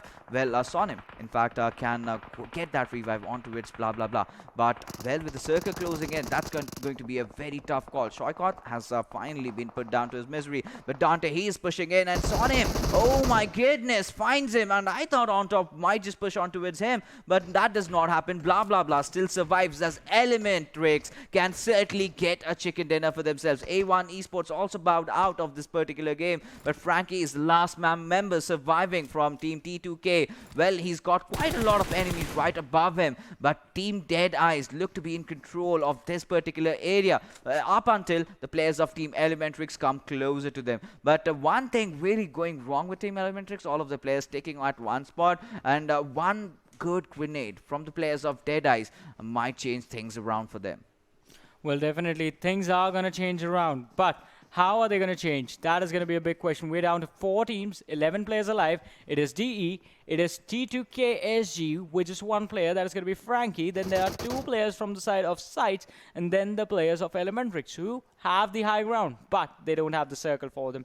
They have one particular edge, but after that, they're going to have to come down on the downslopes and then take the fights from there, which is going to be quite tricky. So far, I think Frankie, if he survives the onslaught of DE, is going to be in a really comfortable position to at least secure a top 2 finish. But DE, they have a good flow. You can see the kill bar that they have. They have 8 kills already confirmed, plus all the 4 players are alive. So this game is going to go out to either ElementriX or Deadeyes. And Deadeyes have been really consistent. The last game as well, they were in the top 3. This time, again, they're going to be in the top 3, if not the chicken dinner. And, well, take a look at Team SCYTES. Despite the fact that they were completely pinned out, they still have somehow managed to get inside the circle. They've got a good ridge, but Phobia just surviving by a sliver of HP. A Boots position has not been compromised, but he's right out in the open and spraying down the bullets. Definitely does reveal his position as he goes down. There is no chance on earth that Phobia can go in for that revive. And there he goes, down to the players of Deadeyes. Now Team ElementriX have set their eyes on towards the players of DEADEYES. The position's completely open to them. Shifu sir is definitely lobbing that grenade in. That comes out, and will that connect? No is the answer, but Mr. Hyozu almost getting knocked out, but Shifu will get that knock on towards Nang. Mr. Hyozu is surviving with just 30% HP. Mr. Hyozu still gets it knocked regardless, but he gets blown away by Rated sir. Saw him, watch your legs, he falls out, and blah blah blah, just having the cover of the smoke, cover of the shack. In fact, what can he do? Frankie has been taken down. Now we're just down to our last two teams. Rated just pushing on towards blah blah blah, gets taken down, but blah blah blah still fighting it around, but well on top, will clutch that one out. Sonim, the slippery legs definitely helping him just a bit to survive, but for how long? His positions have been revealed. Now on top, certainly should go on that revival trail for Rated, at least get him back up, as the numbers will definitely matter, as Sonim's position being compromised, Wadusir's kill being confirmed. Shifu will also meet his maker, as any single moment this 1v2 situation might just change around, but Sonim, you need to get on top to take that fight. I don't know what he's doing. He needed to go in. He needed one grenade and both he can still take them out with one nade, but no, he's going for the gunfight. He takes down one. He still has the HP bar to take on the last player of DE. It has been brought down to a 1v1, and he comes out, goes for the peak, and finally, ElementriX, they get the chicken dinner. DEADEYES guys, they get eliminated on the second position. Sonim, utility would have been much more efficient, but hey, if you can shoot him in the head, why not? Just be John Wick, man. Well, you know, you commit mistakes and you win games out of it. That's not a good life lesson. Yes, certainly, that's definitely not a good life lesson. And him slipping down that slope kind of ensured his survival. Because when the players of DEADEYES were alive, they were just charging in onto it, blah, blah, blah. You know, he was just not there. They did get that knock on towards him. Maybe Sonim could have been finished off. But him staying there, him taking all those knocks, him converting all those kills, and that final, the penultimate knock that he got, that kind of gave him the you know, booster. Despite the opponent having the Uzi, still could not really stand, because Sonim, his hands were hot and he was ready, got that chicken dinner despite a slippery leg. I was saying, like, hey, one nade, you can take both of them out in an instant. And he was like, does not matter. I'm already warmed up. What am I going to do? My fingers are going to get cold. I'm going to shoot them in the face.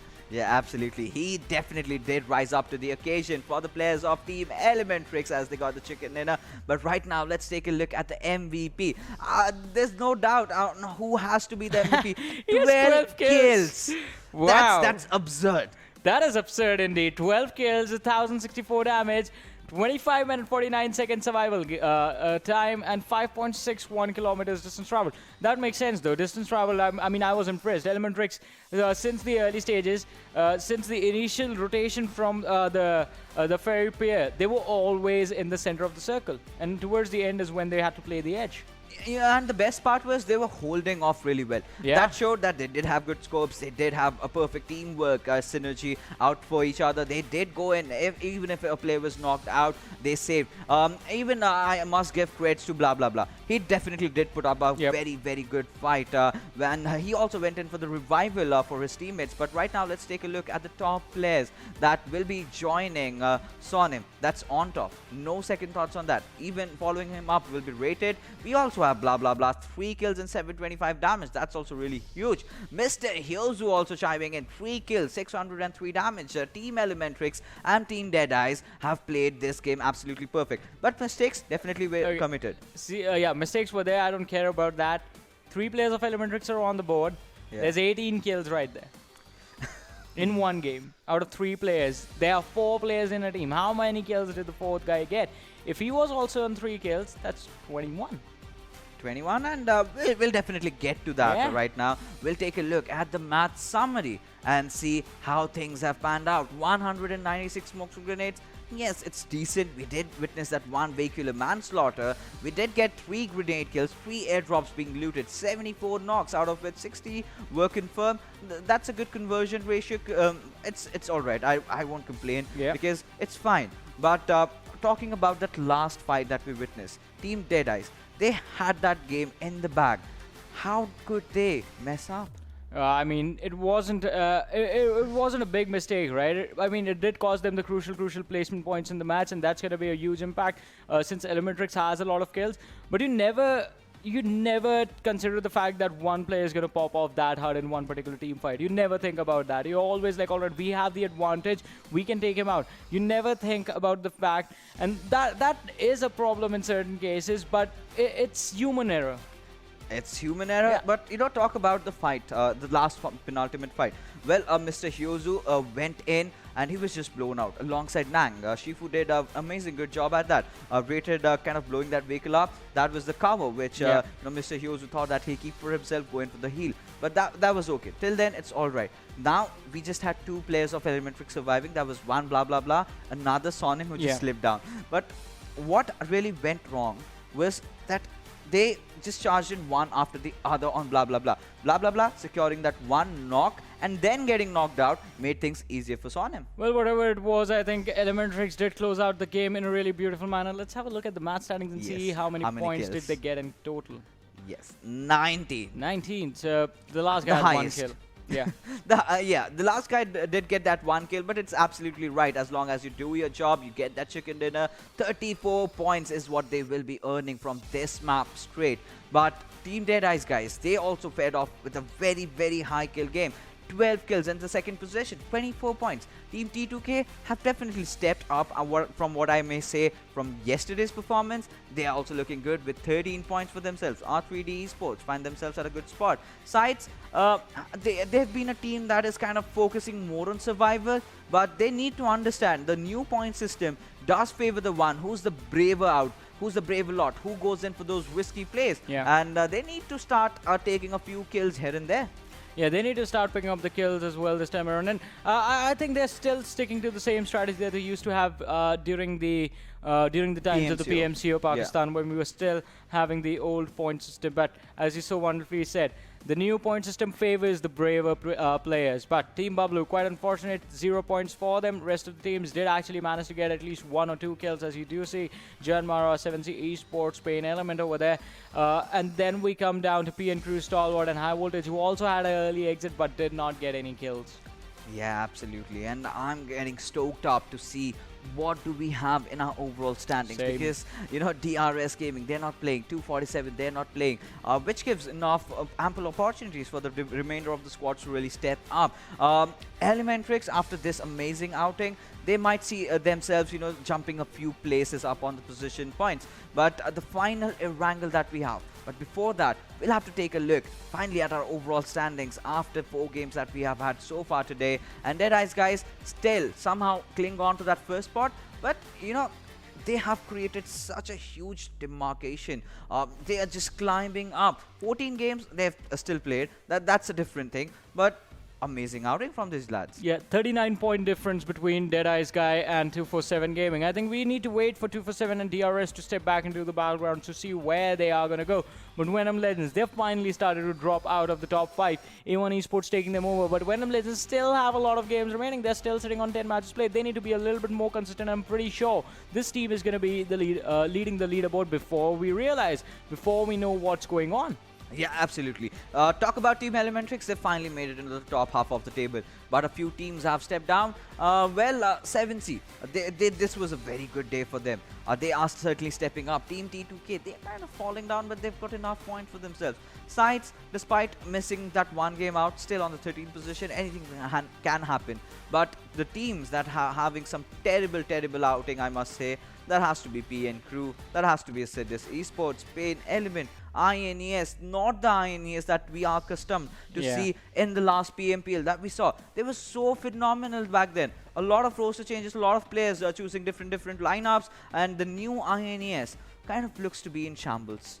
Yeah, it is in shambles, and not just them. I mean, there are a lot of lineups along with them. PN Crew as well. I mean, it's still wish I could get to see the PN Crew that me and Ocean saw during the spring split of the PMCO. That was an amazing team. This lineup, this team right now, not at the same level. They are here. They are in the PMPL scrims right now, and they are going to be playing the league as well. But they need to figure out what is going wrong, what has gone wrong, what is not working out, and then fix it, and do that before the actual tournament starts. Exactly, and that is what they have to do. Go back to the drawing board and figure things out and fix it up as soon as possible. But right now, we will be heading out for a short little break, and then when we come after the break, we'll have our final game of today's evening. That's gonna be played in Erangel.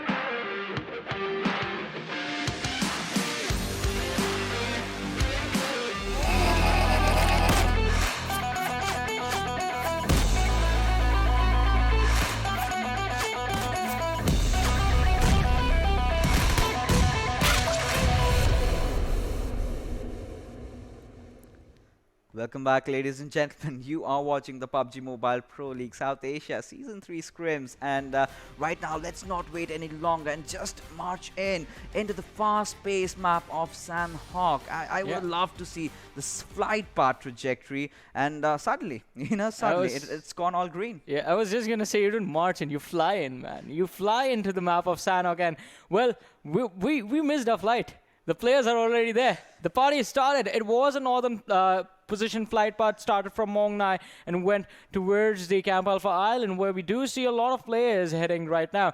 But the circle is going to be centered around the quarry area. Yes, and now the southern circle that I can see is going to, kind of prepare these teams for the worst case scenarios. And there is one circle that I am yet to see. That is cave. We have never seen a cave circle. Is this going to be the map? Because every single time we have a similar circle, it goes all the way down to its quarry. It somewhere ends down there. But yes, quarry is a very interesting place where these teams can battle it out amongst each other. A lot of dips, a lot of good compounds that you have for yourself. But now, again, the same thing happening. The first Sanhok that I saw, the Western Islands were kind of clear. But now that we have come in, now they're not clear at all. 1, 2, 3, 4 teams over there. Definitely, and it is going to be quite intense, because now these 4 teams are going to have to cross over and get inside the circle. I think one team that's going to have a really good time, in fact, make that 2, is going to be INES, who have gone for the eastern edge towards Kampong and Lakavi and the city of Painan, where Team Bablu resides right now. So those 2 areas are going to be really good, and the teams are going to have a pretty easy time in the early game stages. But let's see how the game turns out, because R3D, once again, can be caught off guard by the players of FutureStation, who are present towards the cave area, but R3D, they have gone towards Camp Charlie. Yeah, they've taken that plunge towards Camp Charlie.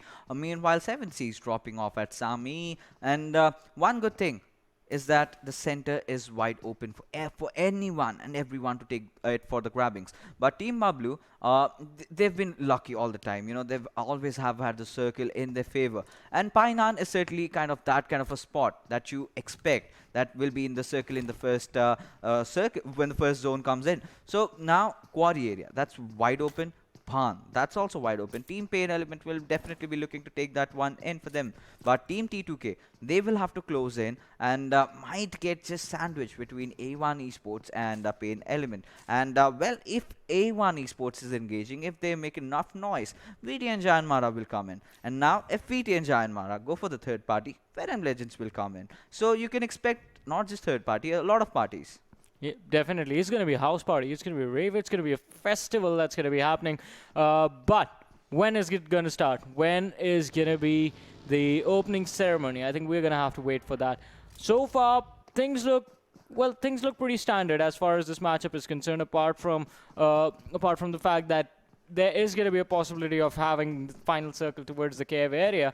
But apart from that, early stages, no one's going to be taking a fight. ElementriX are going to be pretty much comfortable up until the point. High voltage are going to be coming their way. But PN Crew is also one of those teams that looks like they are in a split. So 2 players towards Camp Alpha, 2 players towards the Ruins Island. So that split might also head in that direction if the team decides to play the edge of the circle. Possibility of that happening, quite low. One more team that's going to have to be in a worrisome situation is going to be the team in Chami. That's going to be the squad of 7Cs. But right now on our screens, we do see the team that landed towards the Cow area and the Tatmok area. It is Venom Legends. A huge expectations for this team to perform. They are performing, but consistency still needs to be there. They are 4 games behind the teams above them. And those 4 games are going to be really crucial since now the other teams are sitting out. Yeah, absolutely. You know, now that you've mentioned a lot of parties, you know, I was so looking forward to it. Imagine you go to a party and you just get murdered out there. That's a game of PUBG Mobile, man. That's you trying to go for a third party. Yeah. Absolutely. But, you know, if you take a look at the circle that we have, Quarry is an area where, you know, FutureStation have already gotten themselves into. INES might backstab them. And this is the best thing about Sanhok. You need to have either those compounds or make sure the rocks beneath which you are just beside which or, you know, behind which, wherever you are taking cover, you need to be safe. If a single bullet is fired and the enemy acknowledges that, you're in troubled waters. But yes, one good thing about you know, teams is that you do not get enough utility. So those grenades, you might get to see that in those early games, but when we come till the end, you do not have much of them remaining for yourself. So that can be a bit troublesome. But talking about the teams, all right, let's talk about this drop. AWM and attack stock. I don't know what I'll do with that, but I'm certainly gonna pass over if I see an AWM, at least in Sanhok. Okay, I understand where you're coming from. The battles on Sanhok are close to mid ranges, right? Yeah. And AWM, that weapon is long range weapon. Close range snipers, you hardly get to see the action. But it's still a weapon that has a lot of power, a lot of potential. One good shot and you are getting a knock for yourself. A guaranteed knock from that one shot. Why not just take it and use it to create opening for your team? I think that is going to be the best you can do with this on this map. But definitely, I agree with you. Tac stock is going to be a better pickup. AWM, you will hardly get the opportunity to use it before you realize where the opponent is, before you try and spot him out and take your precise aim towards the head of your opponent. They are going to finish you off already. Yeah, I mean, as long as I'm not as good as Luxy, I do not imagine... Or on top in this scenario. Yes, as on top. I do not imagine myself holding or yielding a bolt action and a powerful weapon as that. Even, say, DMRs, I would not prefer that in Sanhok. I would love maybe an M4 loadout alongside a Uzi, or I would have loved it if MP5K was available in this particular map. I mean, it's there in Vikendi.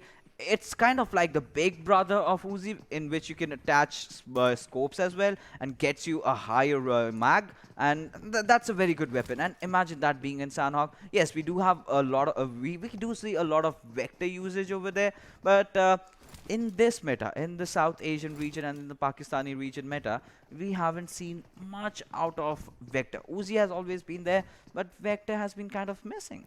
Yeah, Vector has been missing. I mean, Uzi with the rate of fire is definitely going to be a weapon that the people prefer, right? Or else you could go for Beryl. Beryl is definitely going to be the better choice, man. The rate of fire is there, the damage is there. The range is also going to be present, definitely. So it is going to be a better pickup. Plus, if you are going to carry a sniper with you, the mag is going to be the same. Oh, Bablu in some trouble. ElementriX from the rear coming in with the knock. Talent is going to be taken down. They were totally tunnel vision on the team in front of them. No one was looking at the back. Yes, exactly. This is what happens in Sanhok, right? You try to take a fight in the open, someone or the other just spots you out and takes you down. Anubis getting that kill confirmed onto its Tamim and Kashif. So that Kapshi, in fact, that's going to be really, really troublesome for FutureStation. And, well, taking the center right from the start can also go wrong. And that is exactly what they have displayed right now. Meanwhile, the members of Team ElementriX, they're definitely on high spirits right now. They are high on their morals. They know now that they've committed a lot of mistakes, but they certainly have found their way back inside. And now they kind of look prepared for the league. But, you know, we still have a few more days to go. And in that, I would really want to see this team in the top 5. Yeah, same here. I would love to see this team in the top 5. There are a lot of expectations, a lot of fans behind that squad and behind that roster, but the performance is just not coming in.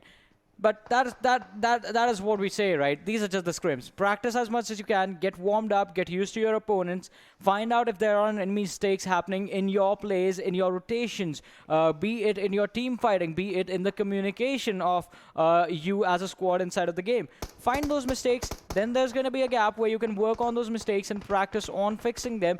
And then when the actual league starts, you're going to be giving your A game. You're going to be bringing your A game. What a rotation, ladies and gentlemen, coming in. Or you can do this. Or you can Stalwart. do this. Yeah. Or you could do this, yeah. You can just chill. Yeah, absolutely. You can just chill as long as someone on the shores will spot you down and blow up that boat. And we have seen that on numerous occasions. In fact, just day before yesterday, one of the squads did try to take the boat and they were just blown up. Their players kind of jumped out, but still they were picked off one after the other. But you know, Johnny, I'm really getting happy right now because I believe this might just be that cave circle, something that I've been looking out for so long in my entire casting career. Not even once did I get to cast a cave circle today. Might just be the day. Yeah, today is going to be your lucky day, and today is going to be our lucky day as well. Ocean was here as well. Ocean has been begging for a cave circle on in Sanhok for a really long time as well. Yeah, absolutely. That calls for a new video from Ocean side. Yeah. Zone in Sanhok, in cave. I mean, imagine. A video with him crying in the beginning, finally getting the cave circle, maybe. Yes, that's the thumbnail idea. I hope he is listening to this. But, you know, imagine if actually we do have our wishes granted, we get a cave circle. How would you approach it? Oh, that is a long story, You have to take a leap of faith. Literally.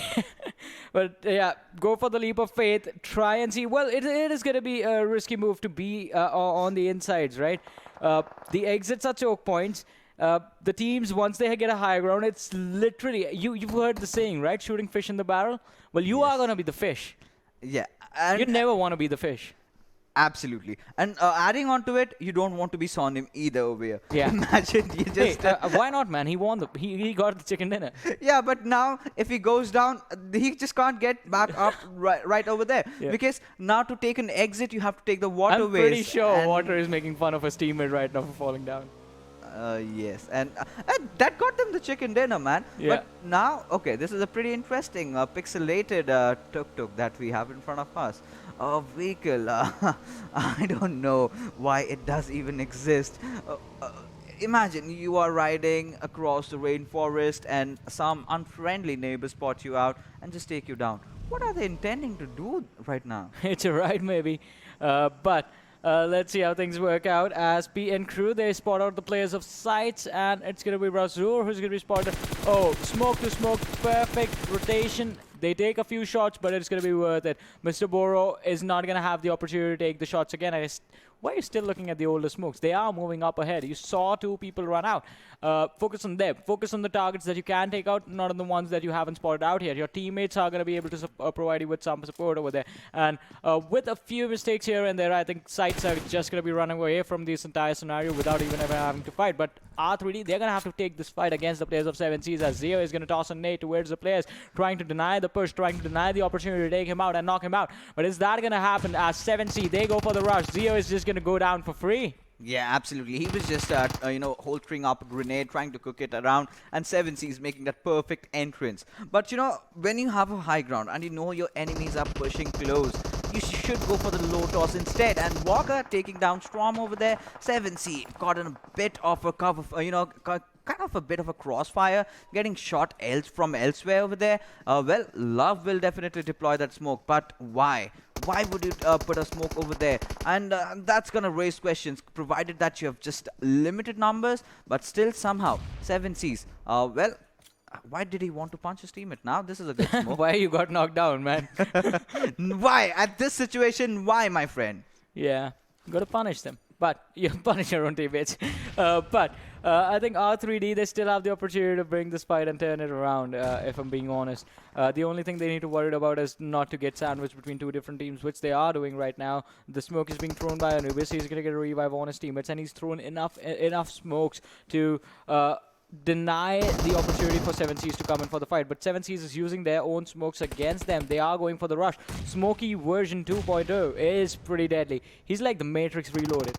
Yeah, absolutely. And he does find that one good knock onto his Anubis, and that smoke kind of revealed his entire position. Of course, the revival out there was completely out of the picture, but Anubis goes down, and so does Joker, and with that, R3D Esports kind of bite the dust. Poison, in the meanwhile, taking down Steel Shot, the last player, and FutureStation Gaming get eliminated at the 15th position. Team T2K Zod getting a few knocks here and there, and suddenly my heart starts breaking yet again. I mean, the circle is going away from Cave.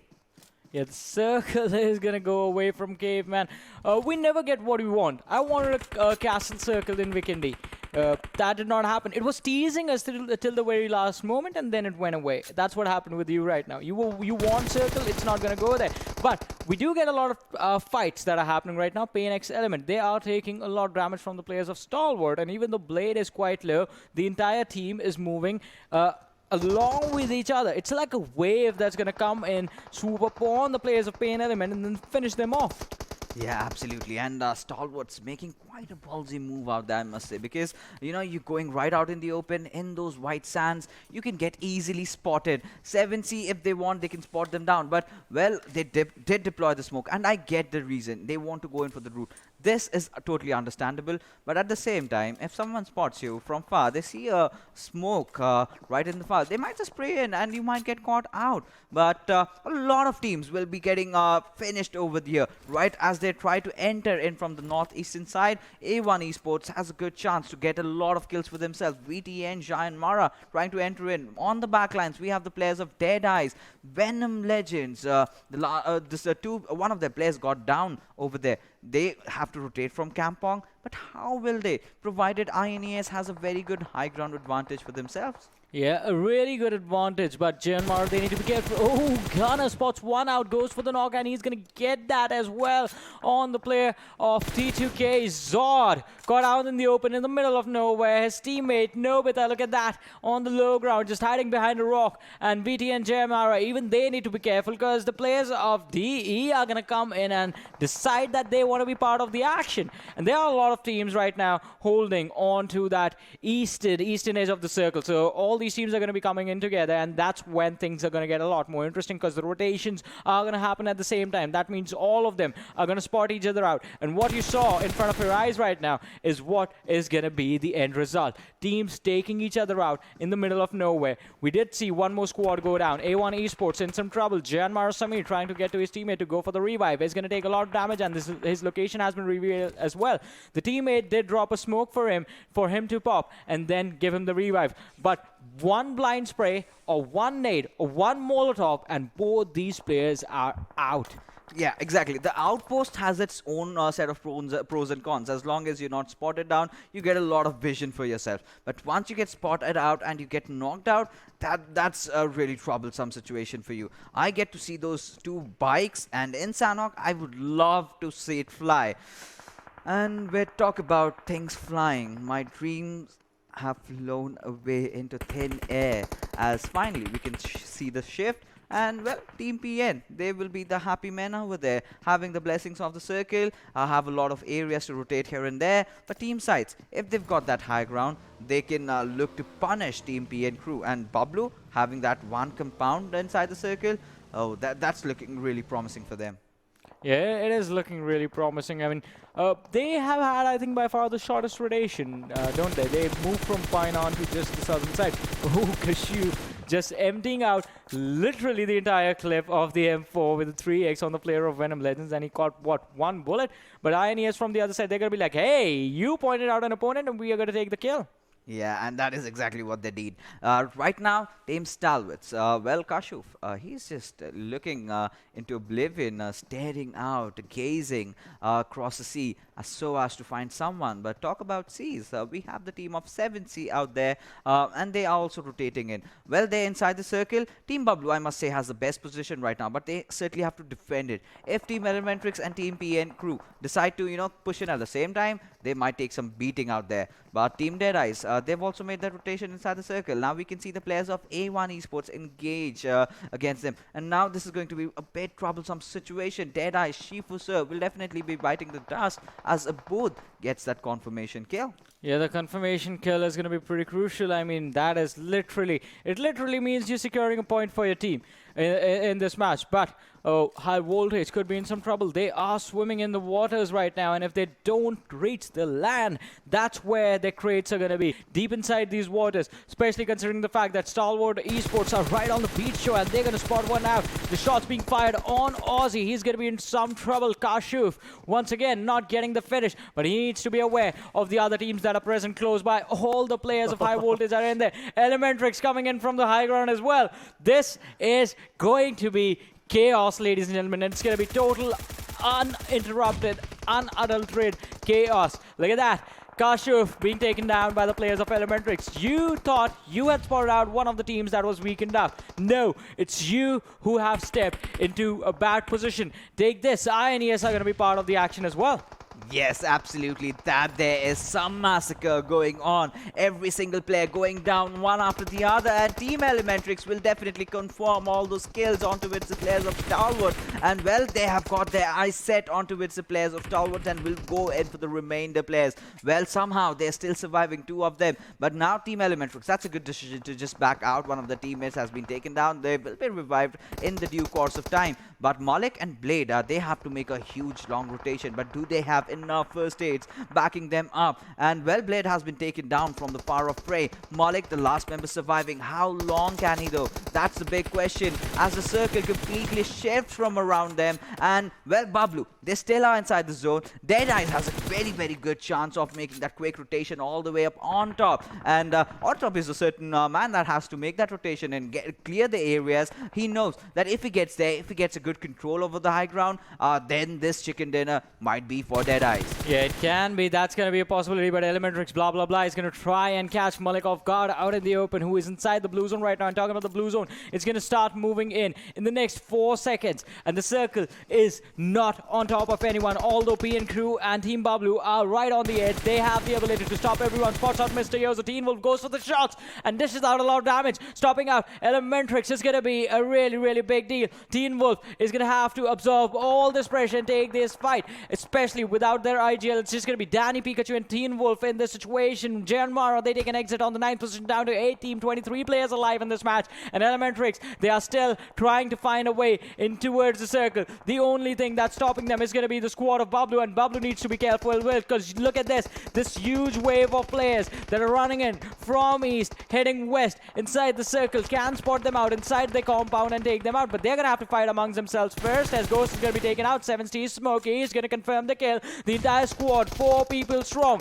They're going to finish off SCYTES in an instant as Abud, the last player standing, is going to be taken out, down to 7 teams, 18 players. And 7C is in some trouble as well as P and crew become part of the action. It's going to be down to Hungry Box and Smokey. Look at that. Malik from Stalwart. He was trying to survive. He was the last man for his team, and with that, Stalwart also get eliminated. 7C, they are going to be taken out in a few moments, but also A1 Esports were taken out on the 6th position, down to 5 teams, 13 players arrived. Season from PN Crew is going to take a lot of damage from DE's Varduse, who are still in this game with just 2 players. I'm sorry, it's 3 players. It's Rated, it's Vadu, and it's On Top from the side of DE who still survive. Yeah, absolutely. Ladies and gentlemen, what you just witnessed a few couple of moments ago is welcome to Sanhok. Yeah. This is what can go wrong with you if you just cannot get into the right place at the right nick of time. Well, 7C, they have been having their troubled times, and somehow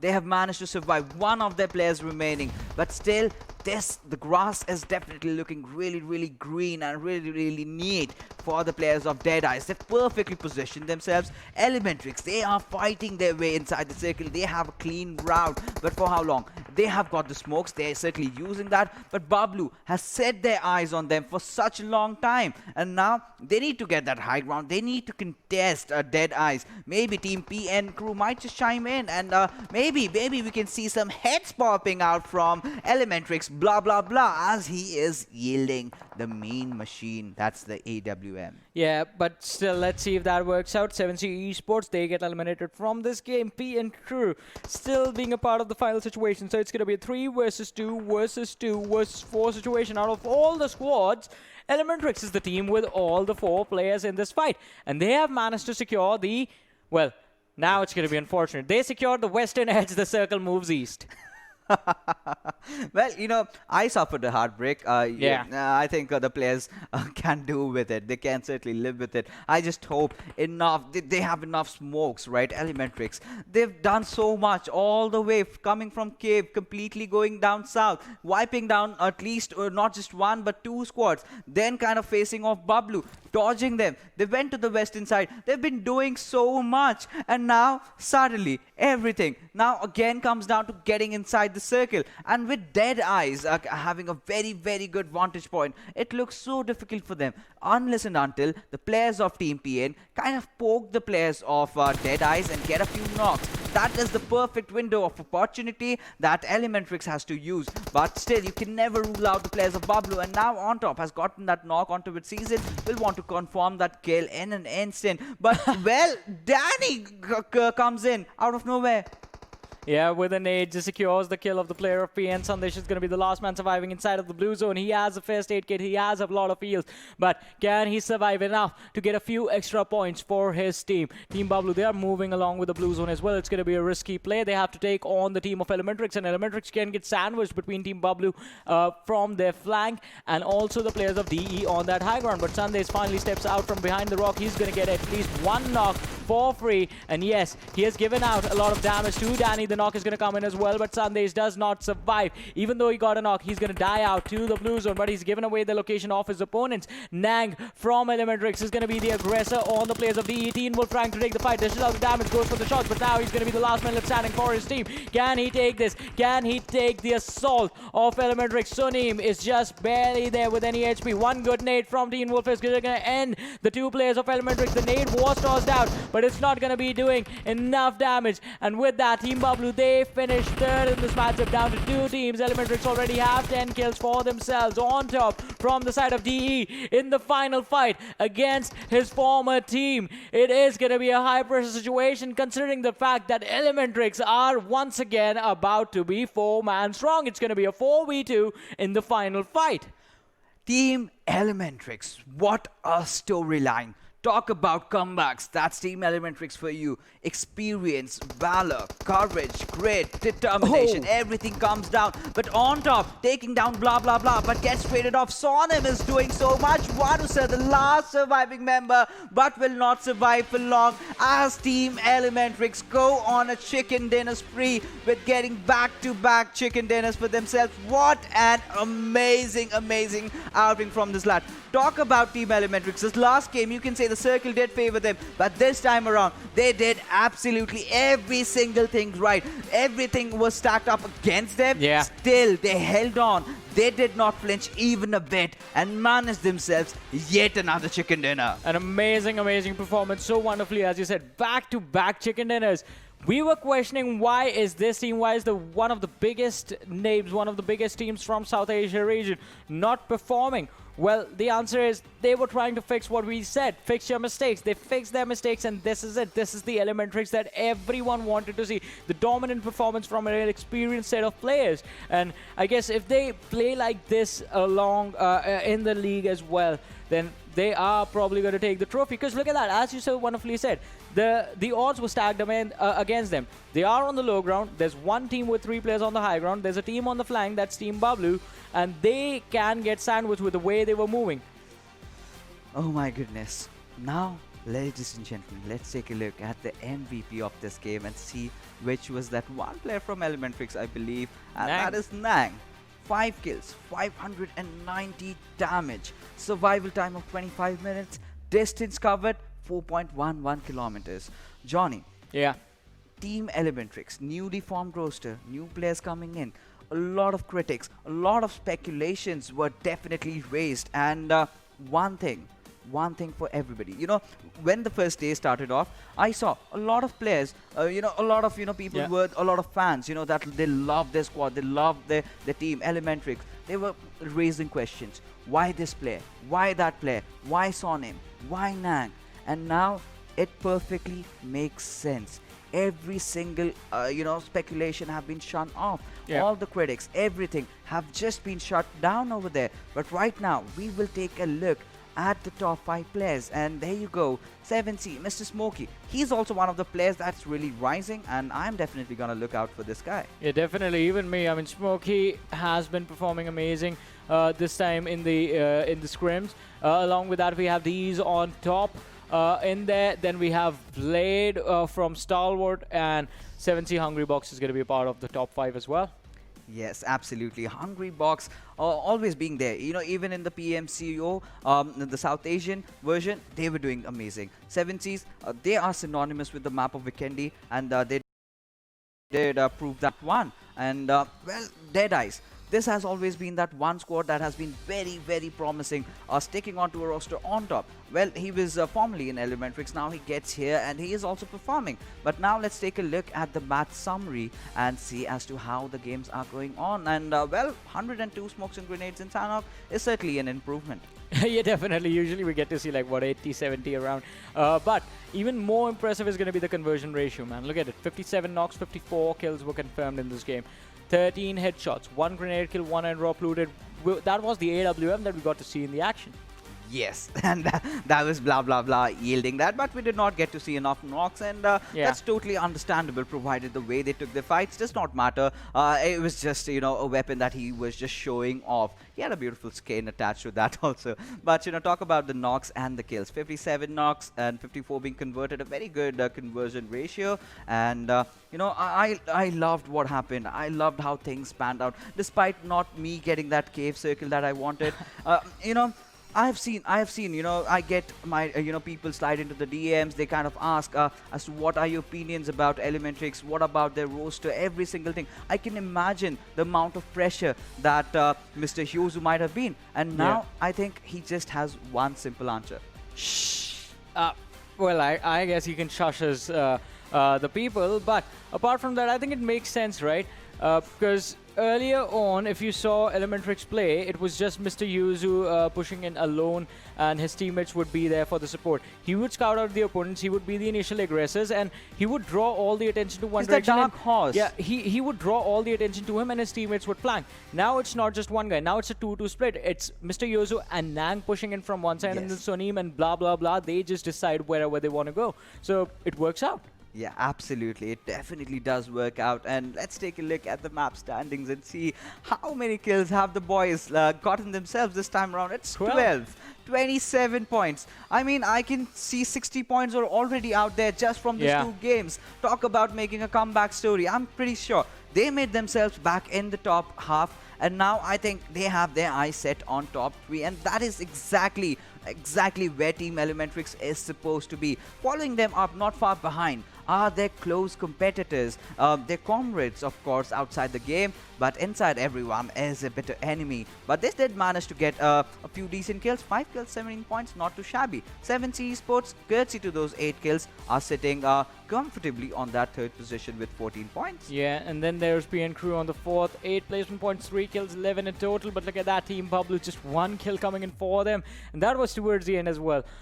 They have 11 points in total, so not a too shabby performance, but they need to work and regain their old form that we know that they have, and sort of the same performances that we're used to from them. I want to see the second half of the standings and see which teams had tough time. So PAINxELMT once again being in the second half. JyanMaara is going to be there on the 9th position with just 4 points. FutureStation finishing this game with 0 as well, along with Pain.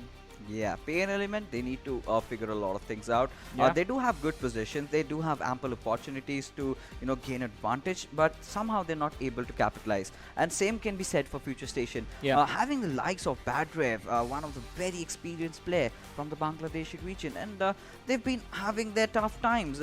I mean, they're not too bad, but this is somewhere I did not expect them to see. Same here. I mean, not expecting them to see in this sort of a standings, because these are the players that have all sort of made a really strong history for their region, for themselves as well, and that is it, right? Once you do that, the fans expect the same level of performance, but it's not going to happen every day. We're going to be patient. We're going to give them time, because they do need to adjust. Did that. Yeah, ElementriX did that, but ElementriX has Mr. Yoz, who has been like at the forefront of the PUBG Mobile scene in the region.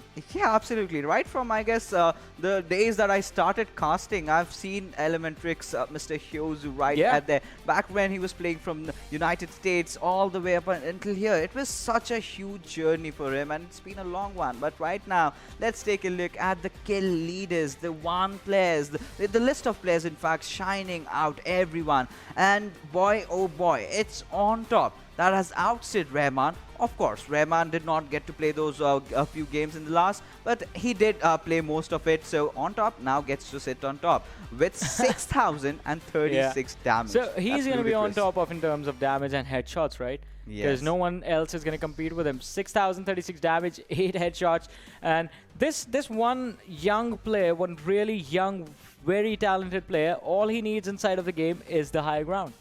Yes. That's one of his strongest things, and the flaws as well. Because on the low ground situation, he needs support from his teammate to be able to fight. I mean, everyone does. But if this player gets a high ground advantage against you, he is going to destroy an entire squad by himself. Have seen him do that. And talk about new faces making an entrance. Mr. Smokey V2, where had this lad been in the PMCO? Yeah. I mean, I did not see him in any team, and suddenly he comes out of nowhere and he starts top fragging. And well, that's the best thing about PUBG Mobile. You have so many talented players throughout the globe. They just need that stage. They just need that opportunity. Every single grind comes down to this. This is just the start of a journey that he will embark upon, and I'm sure he's got a bright future ahead. But right now, let's take a look at the grenade kills, the teams that have gotten the maximum numbers, and we can see a lot of 6 grenade kills. The top 3, in fact, are DRS Gaming, 247 Gaming, and then we have CZxHIGHVOLTAGE. So we kind of have demarcated them on the basis of the damage that they have caused from their grenades. All 3 of them sit at the same number, but the damage kind of separating them. Yeah, definitely. And even the last 2, DEADEYES and Abrupt Slayers as well, they have 4 grenade kills each, but the damage is definitely going to be different. But amazing performance, and I completely agree. Mr. Smokey, where were you, man? Where were you? Absolutely. Not just Mr. Smokey. There are so many talents that we are getting to see. Talk about 7C's Spear, that clutch that he pulled off yesterday. Of course, we did see him in PMCO, but suddenly those kind of the plays are what we live for. That is what keeps us running. That is what gives us the adrenaline, just to shout out and just, burst our lung. I mean, not really go that far, but it's all right. But now, now is the moment that we've all been waiting for, Yeah. Johnny. The overall standings. Overall standings after the last game of today, and we know, oh, Deadeye guys, 182 points. Now the lead is pretty massive. It's really, really big. Team Bablu as well. Good surprise seeing them within the top 3, 125 points. But then DRS Gaming, they're going to come back and play their matches tomorrow and I think steal the position away from the squad of Team Bablu and 247 as well, because the difference is not that big. But look at that, ElementriX inside of the top 6. 11 games. 11 games, yeah. They still have to, they still have got 4 games to catch up to Deadeyes, guys. And with the kind of, performance that they're putting up, I'm certain they definitely can do. But one thing for certain, imagine the situation. Now they've gotten 3 chicken dinners for themselves. Yeah. This number is cursed. They need to get another chicken dinner. It's just like a game of Ludo. Have 3 sixes in a row, then you just kind of messed up. So Team ElementriX will have to figure themselves another chicken dinner to get back on, to get themselves again running through in the same winning ways that they've gotten themselves for. But DRS Gaming, they are like a sinking ship, falling down one after the other. Team Bablu, they definitely have stepped up, 3rd position, but 15 games played. Yeah, 15 games played, so the opportunity is not going to be there. And same can be said for Deadeye's guy. In the last match that they have, they need to put up an amazing and immaculate performance so that the gap becomes so big that no one is able to catch up to them. Otherwise, squads like ElementriX and DRS are just going to take the 1st position away. Yeah, absolutely. Even 7C, they've played 11 games. They are still in the top half of the table. But as we move on further, well, Assiduous Esports. First day was very disappointing. Somehow they've managed to pick themselves back up. They're doing decent, but I just hope they be well prepared. Team Sites, 10 games played. That should have been 11, provided that they missed out on 1 game. But 79 points. Considering they are the champions of PMCO Pakistan, that's definitely not where I want to see them. Definitely. I mean, you expect a lot from this team, but for Sites, I have to say this, right? You want to remember how the standings went, right? We did not even realize where this team came from, and they were, well, the champions, as you said, and finished on the 1st position. So they have a really weird approach wherein they play slow and steady, but it works. Slow and steady wins the race, and they won that race. Yeah, but that time the situations were different, the point standings were different. Yeah. And this time around, trying to go in for the survival instinct every single time. Agreed When with you you. have different, teams coming in, that's definitely not working out for them. They need to re-strategize and rethink. But the same can be said for Stalwart Esports. I mean, they've been picked up, but this is a squad that has the experience of World League and going up against the best teams in Asia. And somewhere I see them faltering out, and that's certainly not where they are supposed to be right now. Well, just give them time, man. Just give them time, Give and they are everybody going to step up. Yeah, Yes. that is what the scrims are for. The scrims are the time that you are being given. We can't be too harsh on the players, because everyone's going to be experimenting. Everyone's going to be trying and learning, trying to learn the drop locations of their opponent, trying to learn how the teams play, how the individual players play, and all the good stuff.